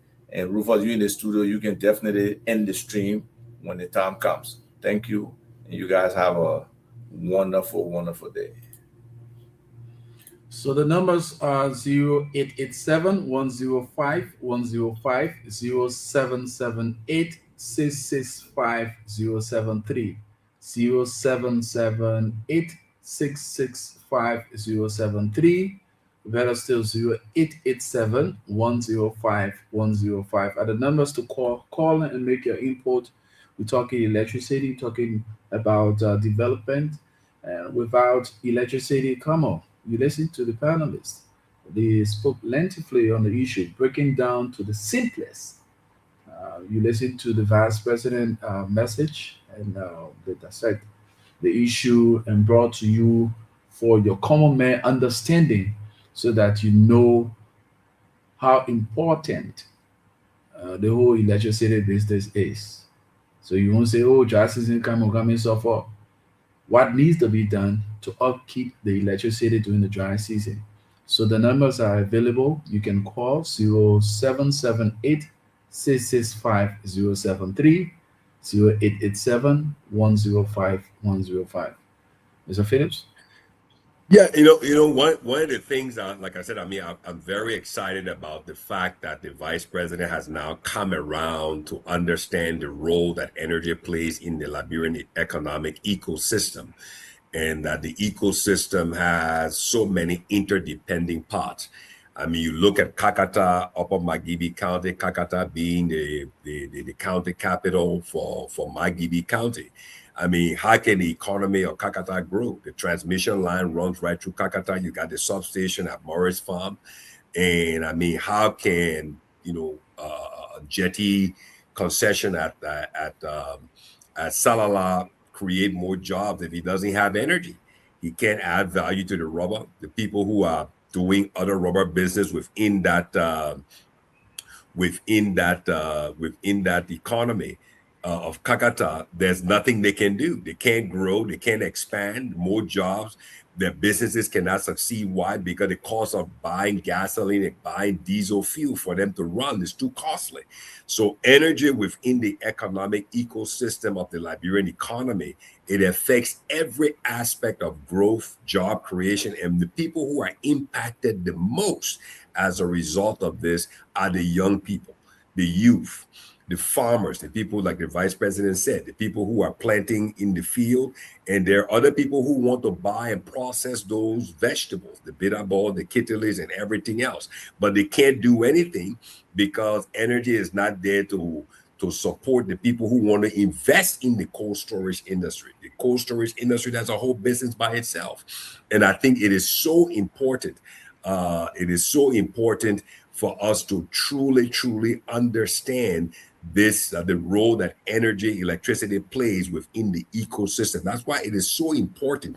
I urge the vice president and the president for them to take a critical view of the management team at LEC, because if you have the wrong team in place on something so critical, something so vital, they will actually make sure that none of the president's plans, hopes, dreams, and aspirations and policies for the growth and the development of the country, none of them will ever work. No plan, nothing can be executed by the vice president or the president of any administration as it relates to Liberia's growth, development, job creation, and attracting diaspora and foreign investment will work if you have a team at LEC who do not understand the business of energy. Because as I always said, energy is a business. It is a business. If you have people who don't understand the business of energy, they will make absolutely sure, confidently sure, that nothing the president does, or that everything the president does as it relates to development, growth, job creation, attracting investment, none of it is going to work. So it will appear that the president is not doing anything. Why? Because the people he appointed at the LEC level, they're just incompetent. They just don't understand the business of energy. They're not applying the right policy. They're not applying the right things. They're not collecting the money. They're misusing the money. They're pocketing the money. They're blaming it on power theft, whereby they're not paying the Ivorians. If you don't pay the Ivorians after the Liberian consumers have paid you, that is also power theft. That is okay. We have. I guess Leo's on the line. Hello? Okay, very good. Bring Leo back on. Yeah, hello, this is Leo. Yes, Leo. Hi, Go Leo. ahead. Good, back again. How are you? Yeah. Yeah, I'm good. Just been listening, and I wanted to make a few points additionally.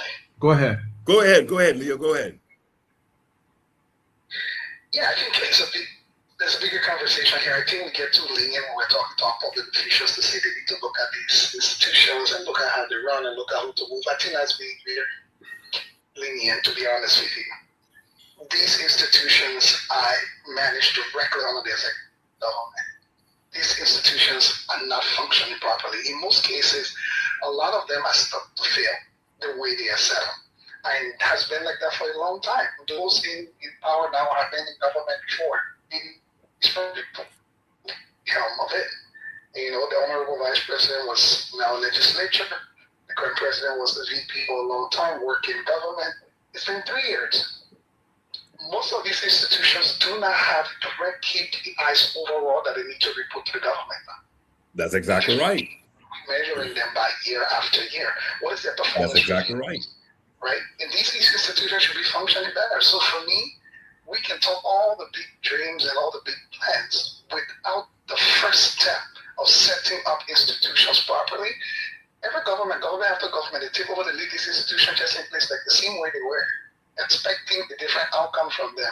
So sometimes you bring the best person in there and they still flop because the institutions were set up to fail from the beginning. And I haven't seen any leader in my lifetime that has been bold and drastic enough to dismantle some of these institutions and set them up in a 2026 structure and iteration. Most of them are just set up in the 1960s and 70s. How they function. Yeah. So I think when you come to the fundamental pieces, instead of just looking at them, it's a bigger problem that needs drastic action. And I don't see why they can't do it. There's no excuse. These people work at the will and pleasure of the president. The president can dismantle and reassemble these institutions. That you are 100% correct, Leo. I'm all on this energy issue. I'm on record on multiple shows, and I've always said that a company like LEC that plays a very critical, vital, central role to the Liberian economic ecosystem. As the vice president, he himself, I'm happy that he testified publicly on record that nothing we do would ever amount to anything unless we solve energy. So he's on record already. And that I believe that the leadership at LEC plays a very, very critical role. And those people should not be paid monthly salaries. They should be given They should be compensated based on performance. It should be performance-based compensation with what? With distinct KPIs attached to each position. Held accountable for those KPIs. Because if you don't do that, then there's no motivation for the person to address inefficiencies in the system, lack of productivity in the system. Losses in the system, and losses can amount from mostly on administrative costs and operational costs. So I firmly believe that if the vice president and the president are having these discussions and that they've now agreed that energy is the Achilles heel for their development and transformational and address agenda, then they need to look with both eyes at the management team at LEC, because based on over the past 2 years, is it 2 years right now? Am I correct? That team has not performed at all. They have not performed. They have not performed. They have not produced the results. And so why would you? I mean, every time when they can't pay the bill in Ivory Coast, they blame it on Transco doing maintenance. I'm an electrical engineer. My specialization is power generation, transmission, and distribution. Okay. A transmission grid is a static network. Nothing moves. How many times you going to do maintenance in 1 year? 6 times? Yeah. Well, every time when you pay the bill. The question would be, now that the Vice President and the President have made this open admission and acknowledgement, how come our current budget for next year budget is not reflecting that? How come is LEC staying at the same status quo? If this public admission and acknowledgement by the President and Vice President is something to go by, then the budget should have been reflecting it in the Liberia government budget for 2027. But that's exactly right. Yeah. So in LEC, let me put it this way. Now, Leah. Let's look at it from this perspective, from the financial perspective. Rufus, you can think about this as well. If you increase the number of subscribers on the grid, the amount of GST collected from every transaction of recharging on that grid is increased to government revenue. So LEC is a major revenue generating aspect of the Liberian budget. You see, and that's why national security asset as well. That's exactly right. It's a vital national security infrastructure. So again, my point has always been, and I'm on record. Rufa would tell you, I'm on record, and this is something I've been talking about for the past 2-3 years. That when it comes to LEC, you guys don't take anyone and put them there. You don't just take anybody and put them there. You've got to factor in that LEC is vital to the success of not only your administration, but to every successive administration, because LEC is a legacy institution. The legacy of this country depends on LEC.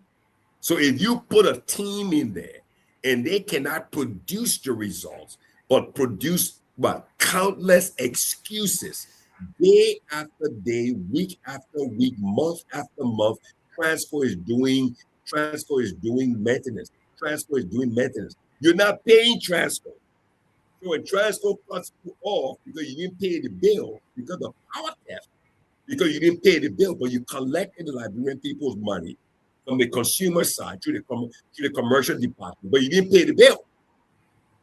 Then you say Transco doing service on the grid.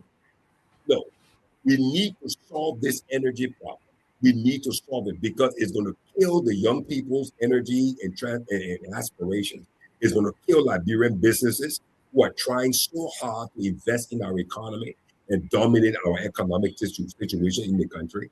The young people are looking to find ways for more industries to create more jobs. Rufus, you and I were just talking about this last week. Graduation season. All the universities and colleges across Liberia, the vocational training schools are graduating, putting out graduates. Where are the jobs?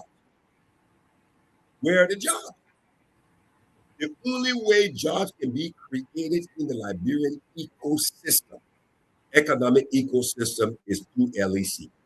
LEC needs to be on 24/7, 365, 24/7. We need to build a 24/7 economy. And the only way to do that is to have a leadership team that understands the business of energy at LEC. And if the team that is there is not producing 24/7, 365 energy all the time, but only producing excuses 24/7, 365, they got to go.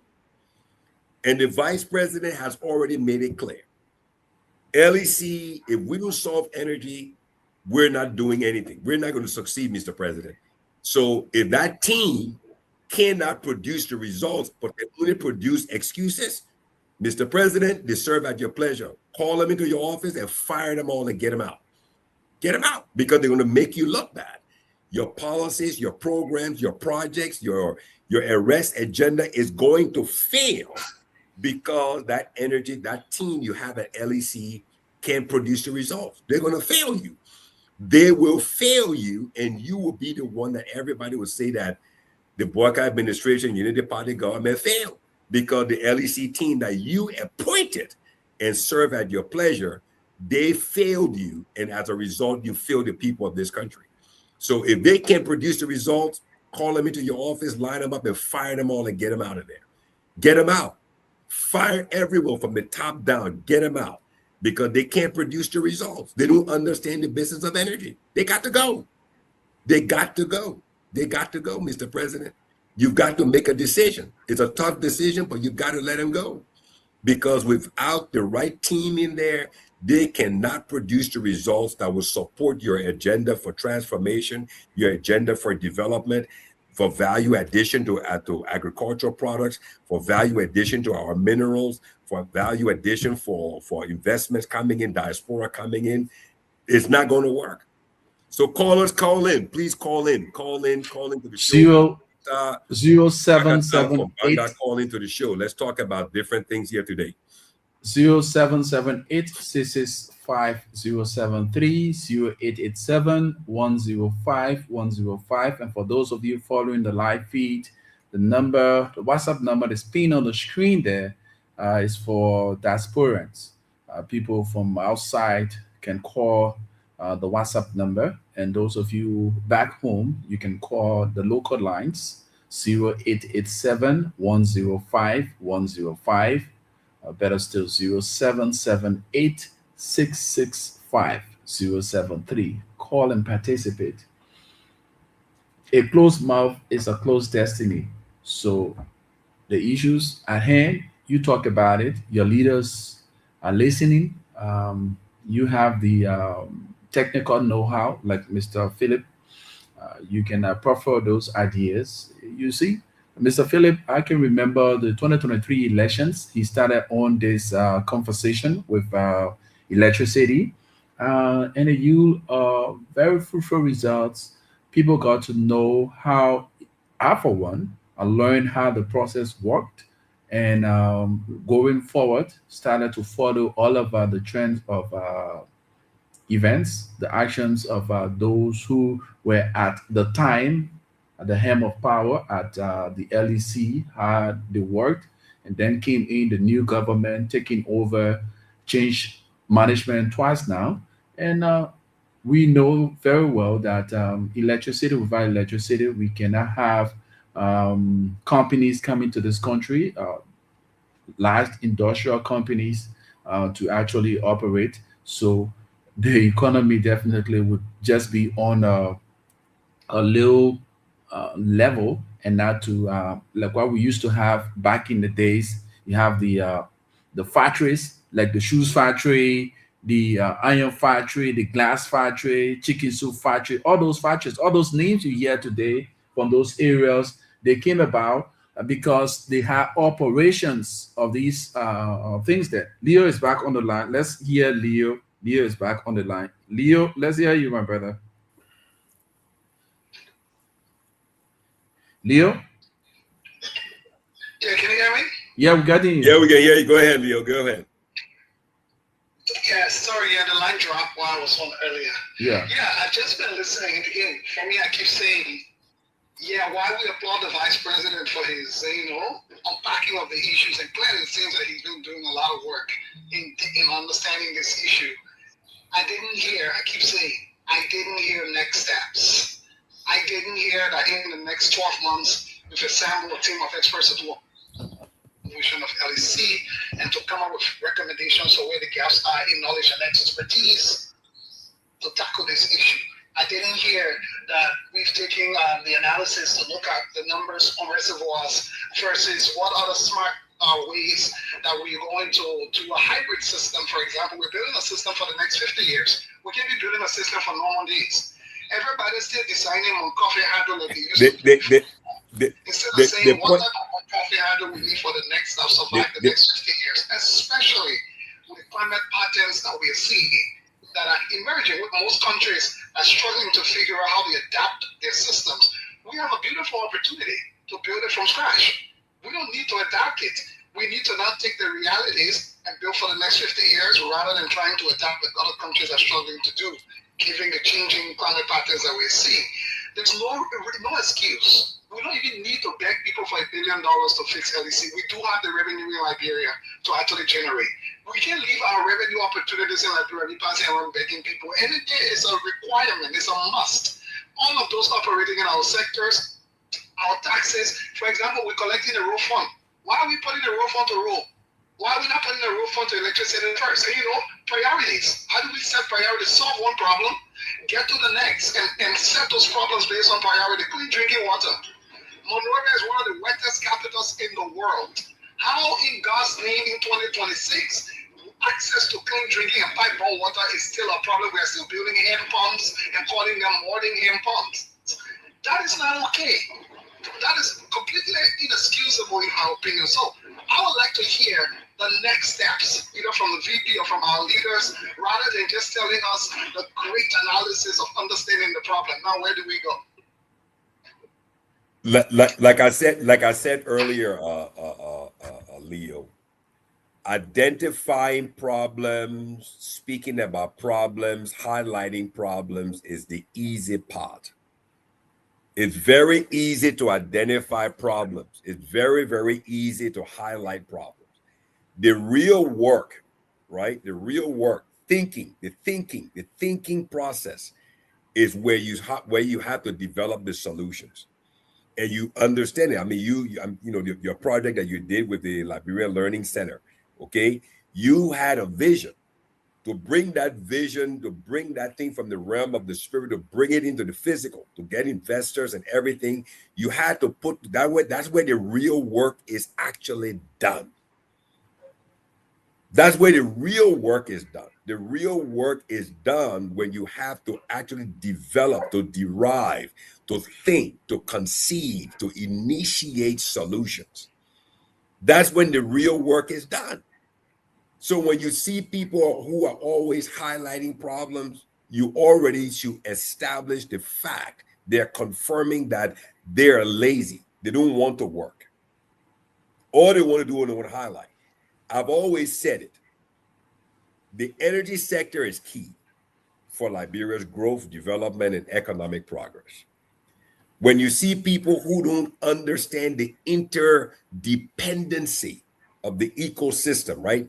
The telecommunication sector, or your learning center is part of the education sector. Correct me if I'm wrong. It's part of the education sector, correct?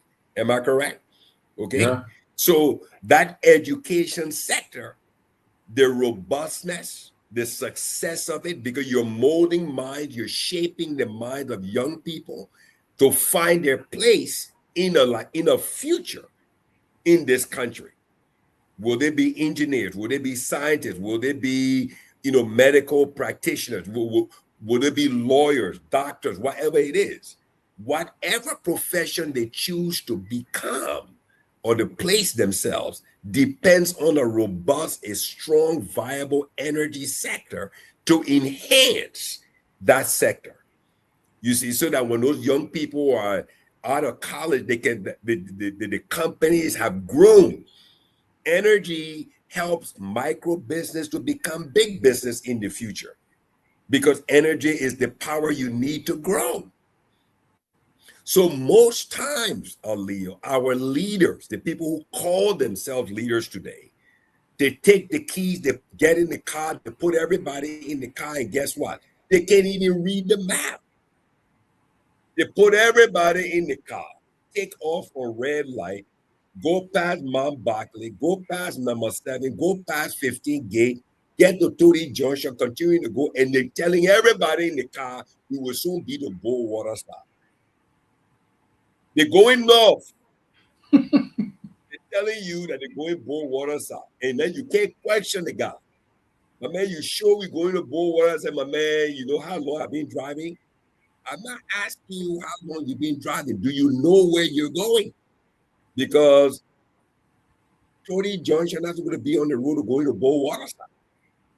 You see, and this is where we find ourselves. When you're talking about hydro energy, when you bring that on the table, it should already be an established point, fact, that you're not talking about something that would come to realization in 2 years. No. Hydro energy, you're talking about a 5 or 7 year, depending on the capacity. There's a big project that the Chinese is called on the Yangtze River. I think you heard about that dam, right? On the Yangtze River. Google that project and find out how long it took the Chinese to build that hydro. How many years? The one that they're building in Ethiopia on the Nile River. Find out how long it took Ethiopia to complete that dam. Hydropower is not something you do in 2 or 3 years. It's a 5 or 7 year project. So you put it in the long range project plan. Solar, you can deploy solar in 6 months, in 12 months, depending on the capacity. You just need what? You need the acreage. That's all you need. That's all you need. That's all solar asks. Do you have the 30, 40, 50? You can go to Google right now. If you don't believe me, Rufus, go to Google right now. Just ask Google, how many acres or hectares do I need for a 50 megawatt solar power plant? Google will tell you. Google will tell you how many acres you need or hectares of land you need for your solar. So if we already have we as a country, Leo, we are plugged into Transco, and Transco is plugged into the Mana River Union's largest power generation country, which is La Cote d'Ivoire through CIE. If we're already plugged into there, our short-term plan should be built around the 5 substations that are already in the country operational. Building solar power plants at those 5 substations.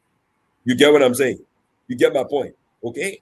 So if the vice president said $1 billion over how many years? Get the private sector to invest. Get the bankers to invest so that the bankers become part of the development plan. Because the bankers will want more depositors in their bank. They will want more depositors because energy improves the quality of life for everyone. Energy attracts foreign investment. Energy stimulates the ecosystem of the country economically. Energy creates more jobs. Energy elevates the quality of life for people. Energy allows more people to buy TVs, computers, and everything else that will increase demand, so the power company benefits and makes more money. So why is it that we don't understand it? It's simply because our people don't understand the business of energy. And so you have people in positions that are supposed to make the critical decisions for the country's future, and they don't understand the business of energy and the role that energy plays in the country's development, economic transformation, job creation, and how to create a strategic balance between the banking sector and the energy sector so that we can find a solution that will benefit the country's short, medium, and long-term goals and objectives for development. So the question you asked, to get a 50 kilowatt solar power energy, you need between 0.25. How many acres? How many acres? So the acres you need for a 50 megawatt solar power plant? So okay, megawatt, I said kilowatt. So for kilowatt, have 0.25 to 0.5 acres. So put megawatt, put mg, put mw, put mw there. Put megawatt. Just ask Google. Google will tell you. That's how simple it is. Google will tell you how many acres you need. So if we've got all this land beside each of the Transco substations, and the breakers are already there, and the Transco grid allows us to move power. If we generate 50 megawatts or 75 megawatts on solar in Grand Bassa County and tie into that, we can move that power from Grand Bassa County and move it down into Cape Mount to be used, because Transco allows you to move power along the grid. So So it's you've got, 200 to 250 acres. there you go. The answer's right there. So if you got 300, let's say let's increase it to 300 acres. Yeah, to because you want to 300. put, Yeah. you want to put batteries and everything there. So about 300 to 350 acres, that's 50 megawatts. 50 megawatts is more than enough power for Grand Bassa, and you can feed it into river sets and power up the southeast. And power up the southeast. So, I mean, and that's a short term that you can get Echo Bank. You can get Echo Bank, GT Bank, UBA Bank, all of these other banks to become partners and investors in that, and they get their money, they get their return on investment from all the customers who will connect and then pay. So there's a viable solution there. But if you don't have the right people with you, Mr. Vice President, to sit and discuss these things, then how will you get the right solution? Mr. How will Philip, you get the right solution? there's this thing here. Over the period of Mhm. time, I don't think as to whether the strategy being put in place to curb this issue of power theft is really effective. They complain about people using the energy and now wanting to pay. You have a lot of power theft issues. People are being arrested on a daily basis, taken to the police station. They are fined to pay fines, and where are those fines going? All of those things. These are major things. So, what, in your own opinion, what can be done to curb the issue of power theft? Because this Very, is one of the major challenges that is very faced good. with LEC. Very good. Very good point. You bring up a very good point. So let's look at power theft from two perspectives. Let's look at power theft in the right hand. Let's look at power theft in the left hand, right? So let's focus on the everyday understanding and knowledge of power theft. Power theft, as I've always said, I'm on record of saying it, power theft is an indicator. It is a positive indicator to any energy company that there is a what? There is a demand for electricity. The population understands how important energy is and how important electricity is. Why? Because it enhances their business. It allows them to make money. It allows them to generate revenue, improve their quality of life, improve, pay their children's school fee, run their business and everything. You get my point, okay? So that's why people want to connect. Now, there's a cause and there's an effect of power theft. One of the biggest causes of power theft, I'm not justifying anyone's actions. LEC's slow response from the operations and maintenance perspective to failures on the grid, right? So let's say Dupero, for example. Okay. You've got a transformer up on the pole. The transformer is 75 kVA. So you got maybe 100 houses connected on that transformer. Right there, you've already surpassed the capacity of the transformer. You get my point? Okay, so now somebody who's connected on that transformer, the guy is running his 2 or 3 freezers, he's doing his ice business, he's making his money and everything, he's got his meter there.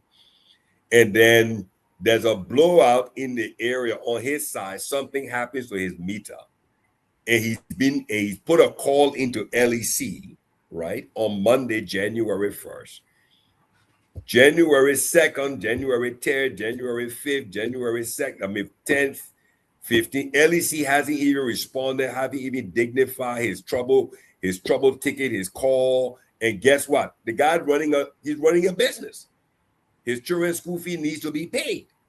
He's got customers, he's got to demand that demanding his ice or his cold water. Now he's running on generators. He's trying to be as honest as possible because he's called LEC. Hey, LEC, there's a problem in my area. The transformer when my meter burned, I'm trying to get a new meter. I've been going after it for 2 weeks, 3 weeks. I can't get a response.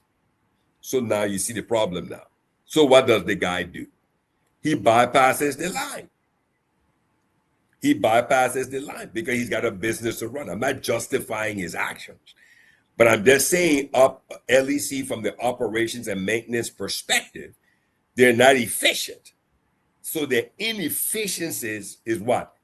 Is the provocation. That's the cause of the power theft. You follow what I'm saying? People, so it's a cause. Power theft doesn't just happen because people want to steal power. There's a cause for it, and then there's an effect for it. So if LEC, that's why I've always said, power companies, even in the US, the power companies, they subcontract the maintenance and operations aspect of their business. Because if you try to do everything, your operating costs will go so high, your profitability will go so low. So that's the whole issue. Power theft is simply because the problem that I happen, you call, if people call on the line today and they will tell you, I've had a problem with my meter. I've been calling LEC for the past 1 month. Nobody has called me back. LEC is not responding. What do you want me to do? What do you want me to do? So let me play the devil's advocate's role. Now that we found out that these big institutions, those our foreign brothers who have these cold stories and all those kind of big operations, the LEC, one point to the other, they have beefed up their patrols, they have beefed up their response. You got to understand meters are being provided on a timely basis, but yet still you have somebody who will bypass the meter. They have just a minimum weight on the meter, and the heavy weight is being bypassed on power theft to feed their system, where they having the big machines and all those things. What do you think?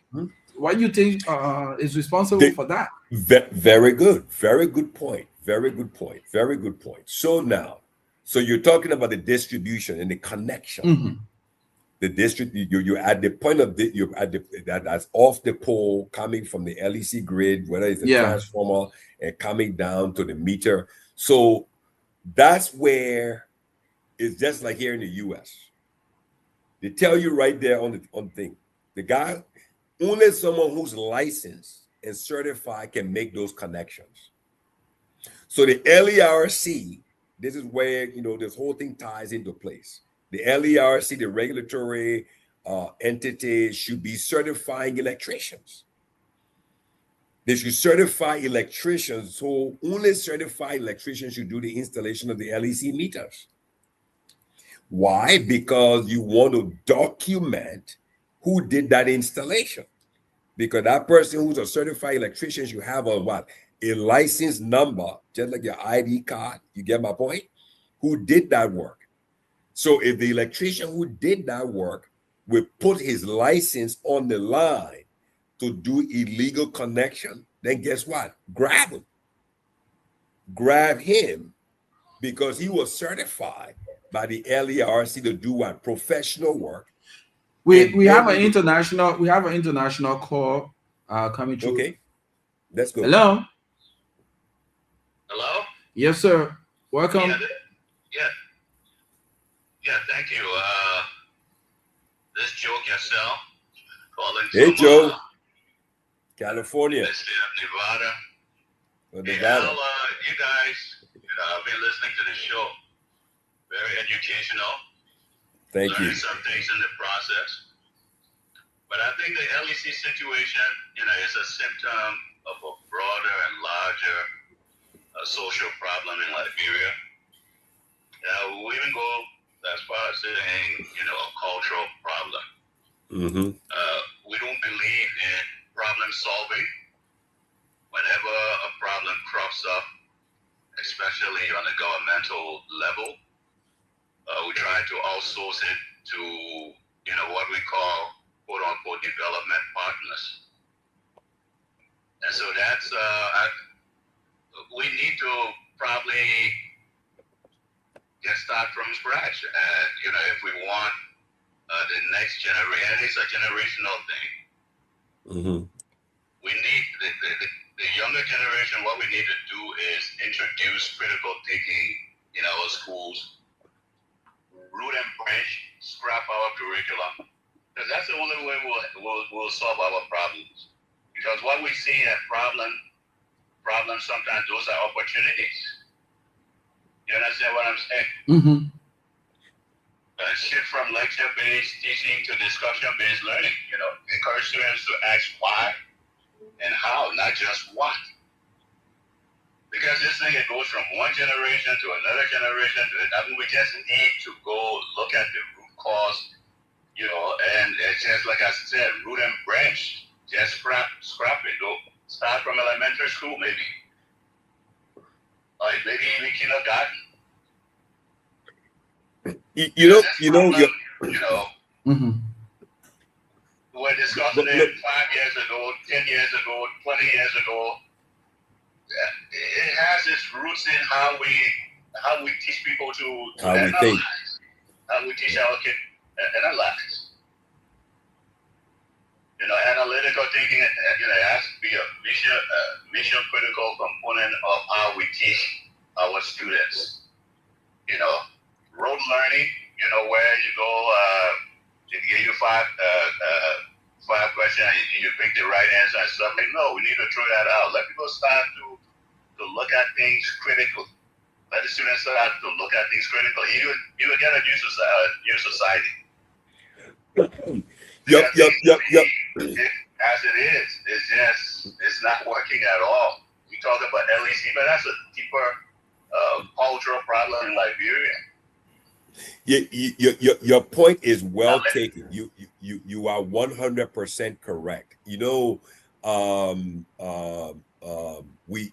are a society of people who we just learn to accept things. We don't want to question things. We just accept it and roll with it. We accept it and go along with it.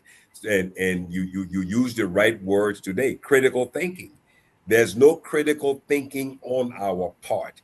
We believe that everything exists by itself, forgetting about the truth of interdependency. You get you understand what I'm saying, Rufus? I mean, what he's talking about is we don't look at the big picture. We only look at one thing, like the vice president was saying, is the way we think. And I've always been saying that it's the way we think. We think wrongly. We think very small. We look at one thing and forget that one thing we're looking at is interconnected to so many other things. It's interconnected to so many other things. So, and that's where, like you just used the right phrase, critical thinking. Critical thinking is questioning everything. Not that it is wrong, but you're just questioning it. Why you want to go down that road? I'm not saying it's wrong, but just explain to me why we should go down that road.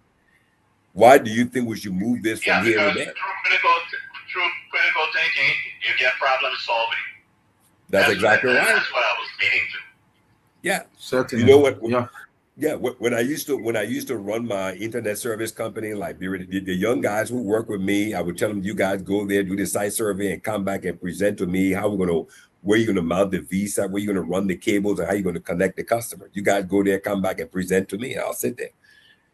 And they say, well, we need 2 bags of cement. I say, why?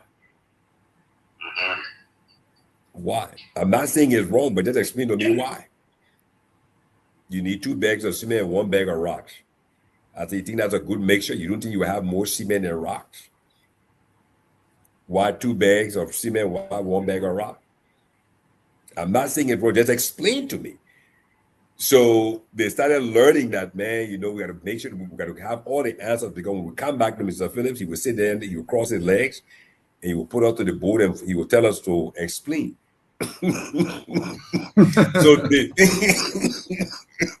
So they started learning to work together and ask each other all the right questions. But man, why should we run the cable this way and run it and not run the cable? So by the time they got to me, when I said, okay, they already found the answers. They already found the answer. They already knew. They were okay. So if we do all this, so how much do you got? Yes. So they all knew. Don't just come back and give a list. No, I didn't say it was wrong. I'm just asking you Why? Why? One of the things I've noticed, especially for our own generation, we hate to be questioned. It's like Joe just said. It's because that's the way we've been raised. We've been raised to accept things and not question things. When I question you on something, I'm not saying you're wrong. You get irritated. I'm just asking you. Yeah, I'm just asking you. Just explain to me why. Just explain to me why. So at least I can understand the way you think. I just want to understand why you came to that decision. That's what I'm asking. I'm not saying because at the end of the day, at the end of the day, you're only judged on what you produce. Am I right or wrong, Joe? What you produce. What you produce. If you go to a meeting, with any, if you go to a meeting, your signal's very, very bad. Oh, can you hear me now? Yeah. What you guys say? Yeah. Go ahead. No, but what I'm saying is we, like Rufus is saying, our generation, we are products of our upbringing. So if that mindset is within the society, then everybody coming out of that society is going to be the same way. So that's why he is saying we need to now start a whole new way of thinking, which is critical thinking, to question things so that we derive problem solving. We derive problem solving because the real growth and the success and the prosperity is not in identifying the problem. It's in solving the problem. It's in solving the problem. Exactly. You turn on the flashlight. Okay, you turn on the flashlight. So what's next? Yeah, we're pretty good at identifying problems. That's what we know. But how do you solve the problem? That's why I said instead of solving it, we have a tendency of outsourcing it to other people. The World Bank, the ICM, and all things that can be solved within the borders. So you have to look at a problem and throw some systems thinking to it, do some analysis, critically diagnose the problem. I think we'll be in a better space. Not only that, you see, Joe, I can hear you. The point you bring up is this, right? Our society is afraid of problem solvers. This is the thing. When you bring a problem solver to a society that's heavily weighted by people who identify problems, what happens is they become very, very threatened and insecure. You see, because they're so used to highlighting the problems and not solving it, that when the problem solvers come, the problem solvers all of a sudden start producing results.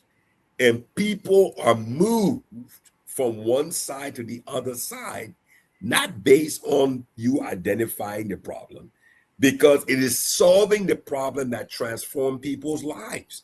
You get what I'm saying, Rufus? Mr. Ferrer, just in addition, the issue of that, we push away people who come with the solution to those problems because we see that problem as a means of our chopping spot, where we can amalgamate wealth on the expense of the ignorance of the people.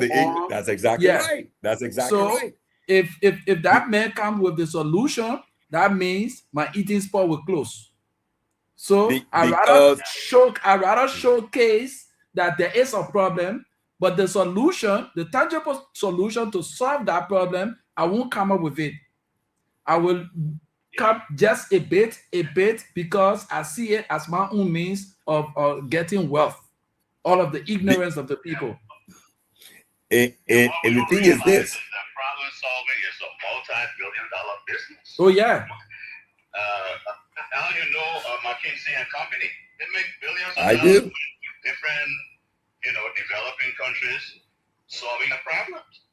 Because what we see as a problem, they see it as an opportunity, and they've got all the critical thinkers. Those guys are and the thing is this, who know how I'm to happy. solve these problems. You know, I'm happy. some of them I'm from very, Africa. very happy. Yeah. I'm very, Yeah, they very go to the happy government that and billions of dollars, this. something that the government could have done themselves internally. They outsource it to McKinsey, and McKinsey bring their consultants. They get paid millions of dollars, and that problem goes away in about 1 or 2 years, depending on the contract. So, there has to be a seismic shift in our way of thinking in Liberia. That definitely has to be. Yeah. We just can't keep we're in 2026 and we're still talking about the power grid having problem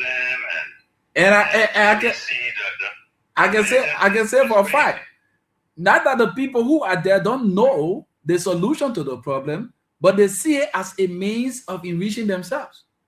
So the more let's take for instance about the housing activities in this country, right? Government back then were actually leasing private buildings for ministries and agencies. Now, we saw during the regime of Madam Ellen Johnson Sirleaf, they erected the ministerial complex that now hosts about 6 to 7 ministries. The fundings that were directed towards rental fees annually have now shifted in another direction, because you no longer pay rental fees for those ministries and agencies any longer. You have their own buildings. So that problem has been solved. How much the government saved in that process? Let me see how that problem was solved.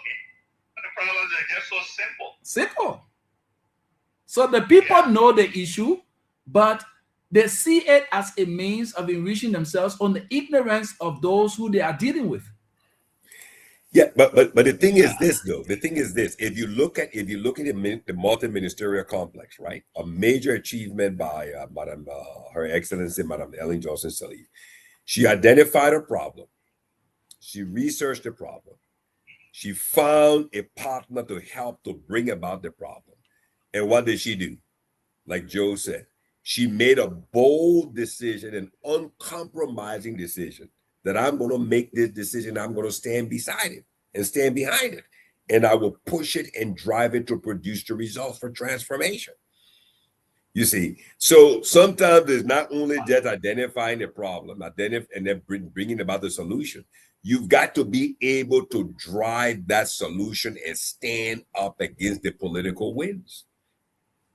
Because again, most of these people in these positions, they didn't just climb there, they got placed there politically. So removing them is going to take a bolder decision on the part of the so-called politician who put that person there. You see, because I mean, if you accept the fact, let's go back to what the vice president said. If we don't solve this electricity problem, regardless of what government come, what government go, we'll never be successful as a people. Very bold statement. Are you prepared to make the political decision to say that the leadership, the management team at LEC is a failure and we need to get rid of them? Are you prepared to do that? Because each of them serve at the pleasure of the president. That's the question now. Are you going to stand behind that bold decision? And are you going to assemble the right people, regardless of political affiliation, whatever the case is, and say, I need a plan and I want to hold you guys accountable to it? That's the question.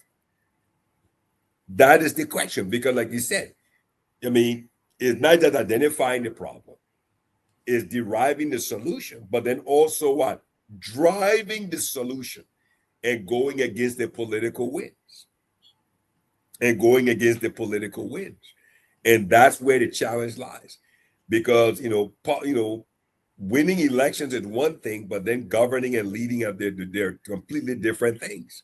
They're completely different things. The election is the easy part, but not governing and leading And that's where the decisions have to be made. And most of the decisions, they will be against your allies because of they can be for or against your allies, but you got to drive, because at the end of the day, your name is on the administration.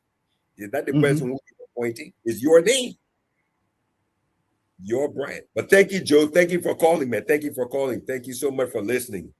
I hope everything is out there good with you and the folks out there in Nevada. Yeah, he's gone. So because we got 10 more minutes, I got to jump. But if anybody out there can call on the show, 0778 665 073 0887 105 105 0887 105 105 0778 665 073 are the local lines to call. And for those of you in the diaspora, you can call the WhatsApp line pinned on the screen there. Yeah, you were saying something about the. Okay, we got a local caller. We got a local caller. Very good. Hello. Local call. Hello. Yeah, hello. How are you? Fine. What is Johnny Potter? I'm calling you from the party. Let's hear you, Mr. Parker. Okay, yeah. I just want to make my point for what you want to follow or that thing that there's a line out that it's still Okay. The issue of the meter, that point I made is very serious. You know, whenever you have a meter problem and you go to LDC, complete your LDC problem, you complete your meter to go there and say, make a complaint. You make a complaint. You capture the complaint and then you return the capture for the complaint. But you expect them to call you maybe in 1 or 2 weeks' time. But on the contrary, you defeated them. As for me, I came and complained like almost 3 weeks now. They called me already and told me, say, oh, are you the one that brought the complaint on the meter and all that? I said, yes. They said, okay. So keep the phone on. My brother, I can tell you that I have been seated to my house now waiting for them to bring the meter, or they have to recall me to see what the next step to do or what else to do. There's no reason. Now I'm about now to go now to make a follow-up again. So some of those things is sometimes you're not careful. Sometimes you want to put yourself in the other way around, and do that thing after you come test. And you don't want to be a test. You want to be a regular person because someone will have problem. So now I leave my house, I go out on the sea, I spend more time there. I don't want them to not come behind me and be my children, on power test, then if I was there, I'll be invited now to do it. So for me, most of the time, I like to be on the safe side. Because my minister was strolling away from me on my house. So tell the computer everything else, everything to permanent intervene is a problem. So whether they power test, sometimes they can click on the video and not on the efficiency that the fellow was just talking about. Oh, okay. Thank you. Yeah. Thank you so much. Let's get to the line and talk to this other person. Hello. Yeah. How are you doing, my dear brother? Wonderful. Thank you. My name is F. Kulubu Daya, and I'm calling you from this weekend on the whole. Let's hear you. Yeah. And then I grew up in, I'm calling Morally, I grew up, and I'm not 60 years. He continued from all the way more than decades. And my question to you and those people in studio, will President Wakai or President Wakai be able to solve this whole community within 3 years' time? That's my question. Oh. My question here is, will this present government be able to solve all the current issues that our fellow there was speaking? They are one of the equals of land to do, they are one of the bigger ones and all of these things. Will this government be able to do it within this period of time? There's something we normally say, it is actually a fight. Government is continuity. You got to set the foundation. You as a father, you came from the offspring of another parent, right? Your great grandparent set the pace for your parent, and now your parent brought you forth. You are there to continue from where your parents took your great grandparent vision from, brought it to where it is, and now you are taking charge. So the government will now serve everything at the moment, but they need to set a foundation. Mm-hmm. Then we have to proceed for the next generation. The issue of corruption in the country, we put no punishment, nothing. It will be hard. It will be hard. Because one person is able to blame us of Ghana when one day they say we're going for protest. We're going for protest. Then how will we? There's no question to you people. Oh, okay. Yeah. Thank you. Thank you so well. You know, this is a foundational issue. So when you are building, as people who are involved with this engineering business, if the foundation is not solid, what you're going to experience there is when the building is erected, you'll find in few months or years time, cracks will start coming through. Right. So if you have a system put in place, and when that system is put in place, it sets the basis for continuity. Anyone who comes to breach the system, the folks, even the lower men, will get to understand that you are deviating from what is being set. But at the time, come see our city, even our founding fathers, the vision they have for this country, it was too small. Very small. That's exactly right. They never had the money. They were not looking at. They were not foretelling the future that the population will increase. We need to expand. We need to do this.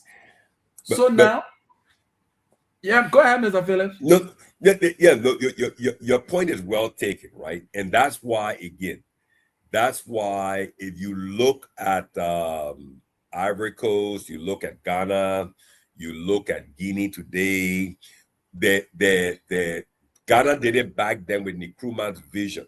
And what was his vision? What did he focus on? He built the Akosombo Dam in that relationship with Kaiser, the American investor in bauxite. They don't mind bauxite, but guess what? He built the power plant there. He built the hydro dam there. And the deal was he would bring the bauxite and use the cheap energy to process the bauxite. You see?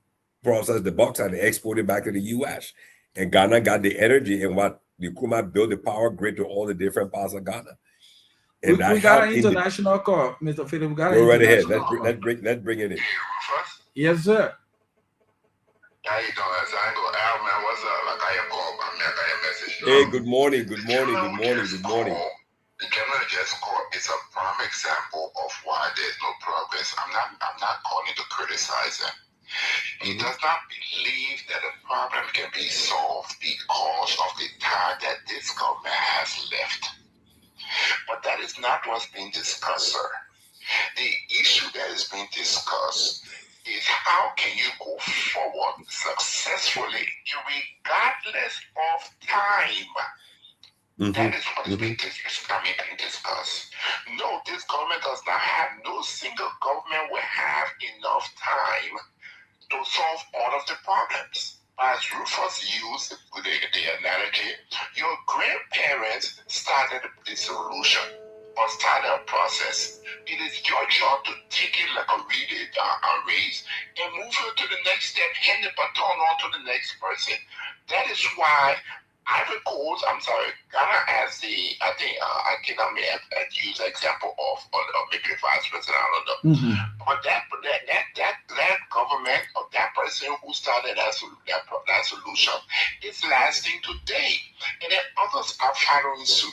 So it is very important that the audience understand we're talking about long-term solution and starting now. The issue of corruption in the government like Liberia could partly be solved with the solution of electricity.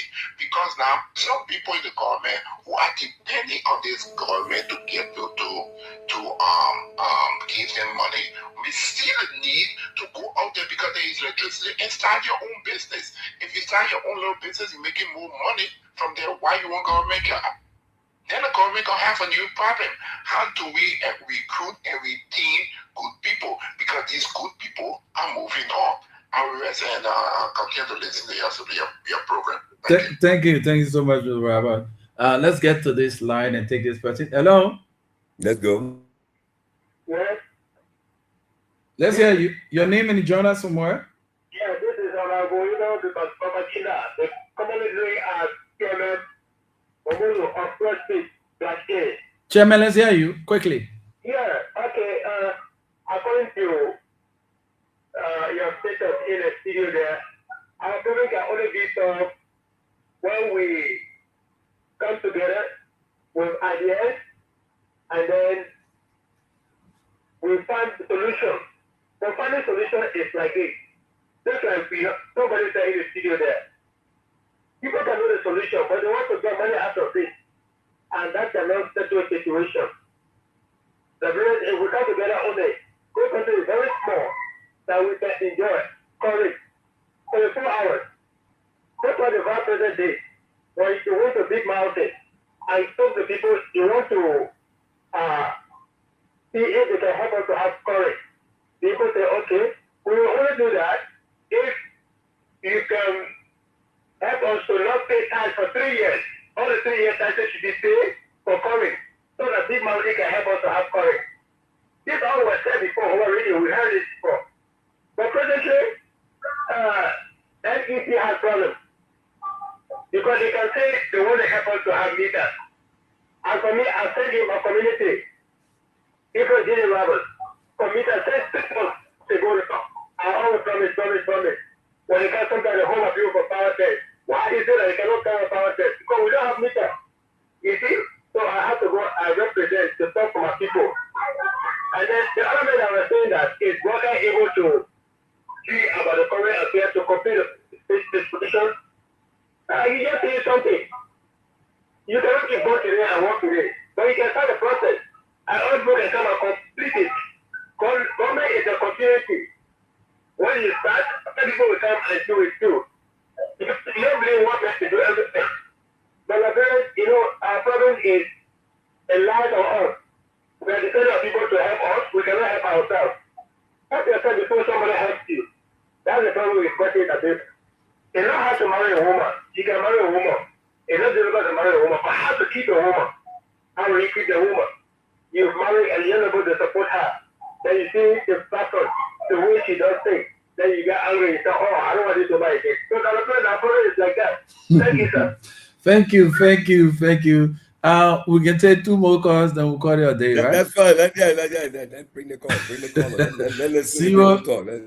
0887 105 105 0778 665 073 0778 665 073 0887 105 105 and numbers to participate.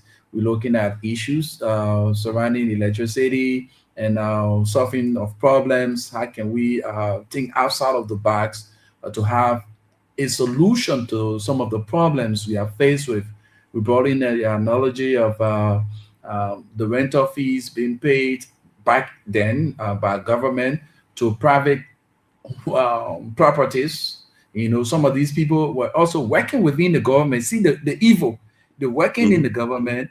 They negotiated deals that, my parent get their property here, can't rent it for office space. That money annually going to their family. And they are also being paid monthly. But at the end of the day, the burden lies on the government. Let's get there. Hello.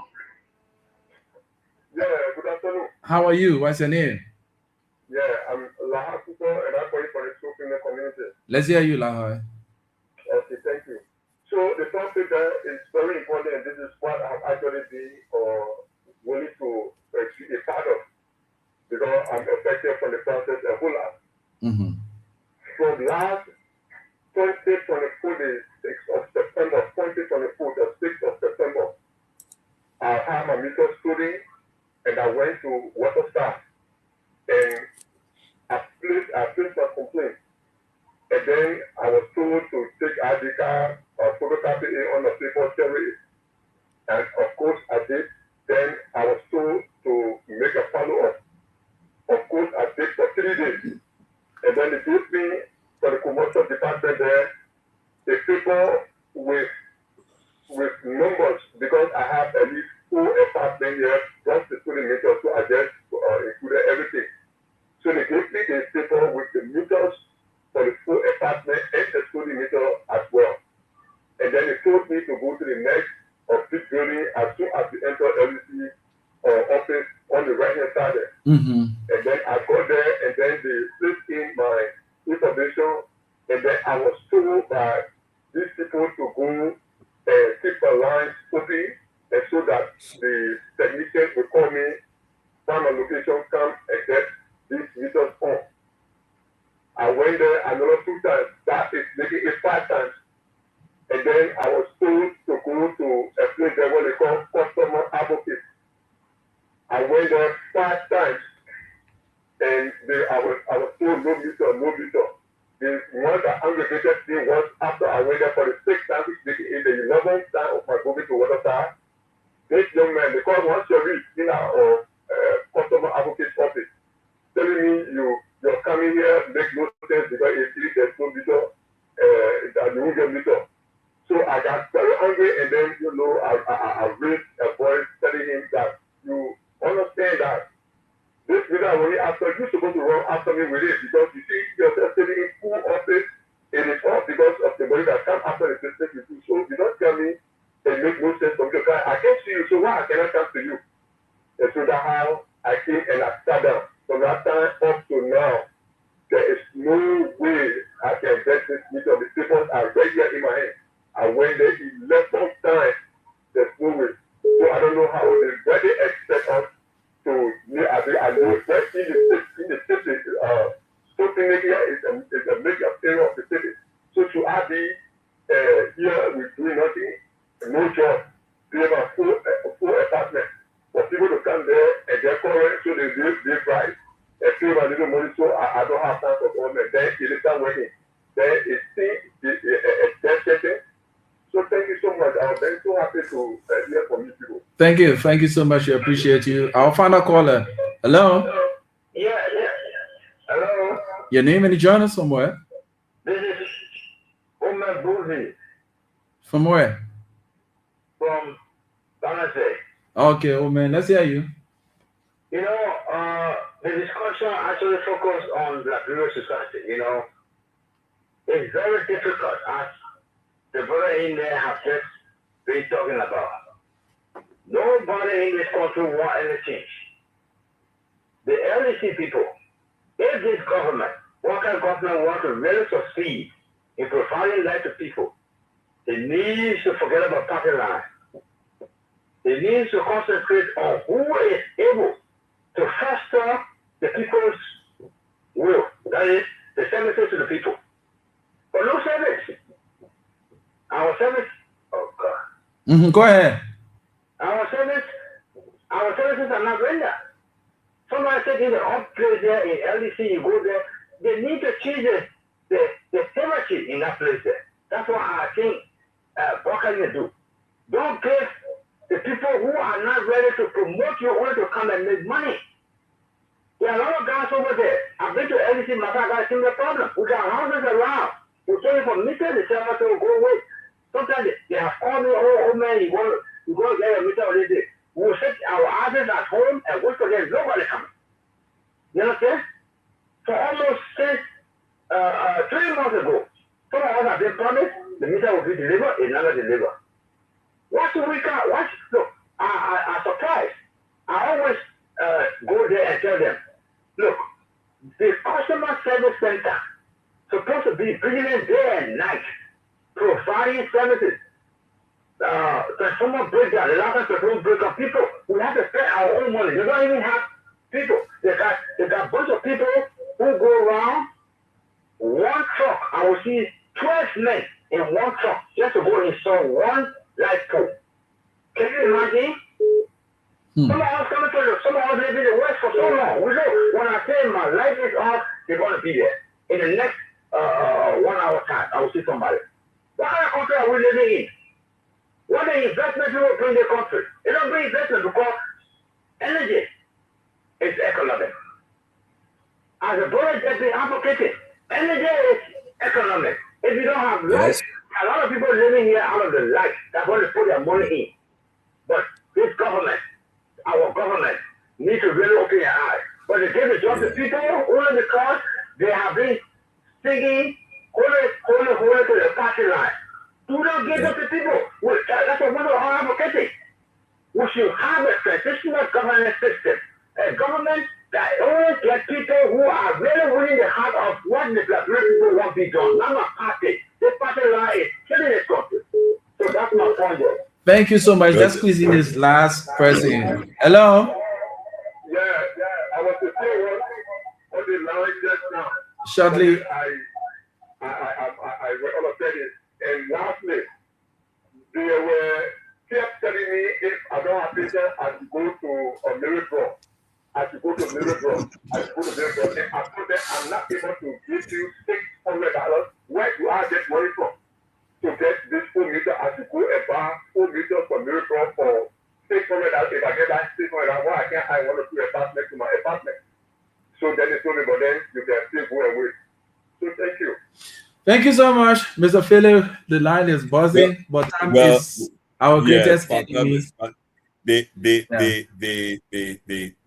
point is just, like I said, I'm happy that the Vice President, His Excellency Jeremiah Kuhn, has come to, and he's testified from his own mouth that unless this energy electricity problem is solved, regardless of what government comes or what government goes, no matter what is done within this country would not progress, would not create the jobs, would not stimulate the economy, the Liberian economic ecosystem would not survive, because the lifeblood of that ecosystem is energy, is electricity.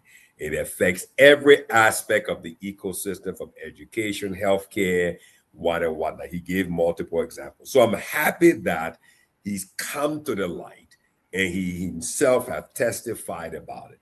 Now, the question now becomes, what is he and His Excellency Joseph Yuma Boaka going to do about it? Are they just going to identify the problem?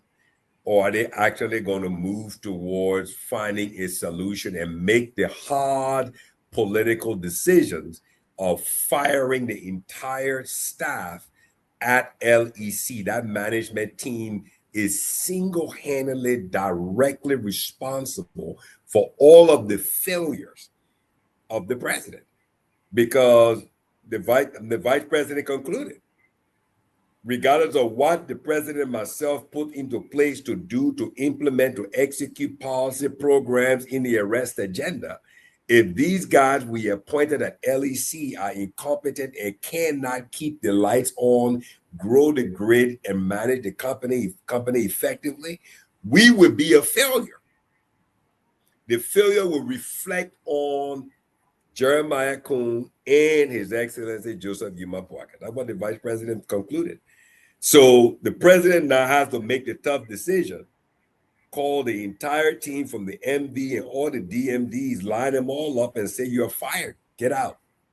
And find the right team of people who are competent, engage the right people, sit down with them, hold them accountable, give me a practical plan so that we can solve this CIE, Transco, CLSG, get the right investment team in here so that we can create an investment climate in the energy sector to create jobs and build a good energy future for this country. And until the president does that, he will not have a legacy. He will have a legacy of failure. He will have a legacy of failure, a legacy of failure. So again, to everyone who listened, everyone who called in today, thank you so much for Business Talk, Rufus, Divine Connect, and the Love FM team. Lila FM up there in Banga, and Kakata FM in Upper Magidi. Kakata, thank you to you guys for relaying our program. Thank you to all the callers and those who commented on Facebook. Thank you so much from Business Talk, from Ava and myself, to all of you guys. Have a great, safe, enjoyable weekend. We will continue next week. Rufus, thank you so much for the great work that you and the team does. We appreciate you so much. Thank you, is Mr. Arkina R. Phillips. I call him the energy man. So, like I always say to you folks, there are two things in this life you always be remembered for: the problems you create and the problems you solve. And you must take responsibility of two things in your life: your fortune and that of your misfortune. Because Mahatma Gandhi said, and I quote, "The difference between what we do and what we are capable of doing will surface to solve most of the world's problems," unquote. My name is Rufus Divine Cannon. I lead and others follow, first among equals. Of course, I'm destined for greatness. Have yourselves a wonderful and God bless day. Follow the rest of our broadcast. Bye-bye. When the sun is shining bright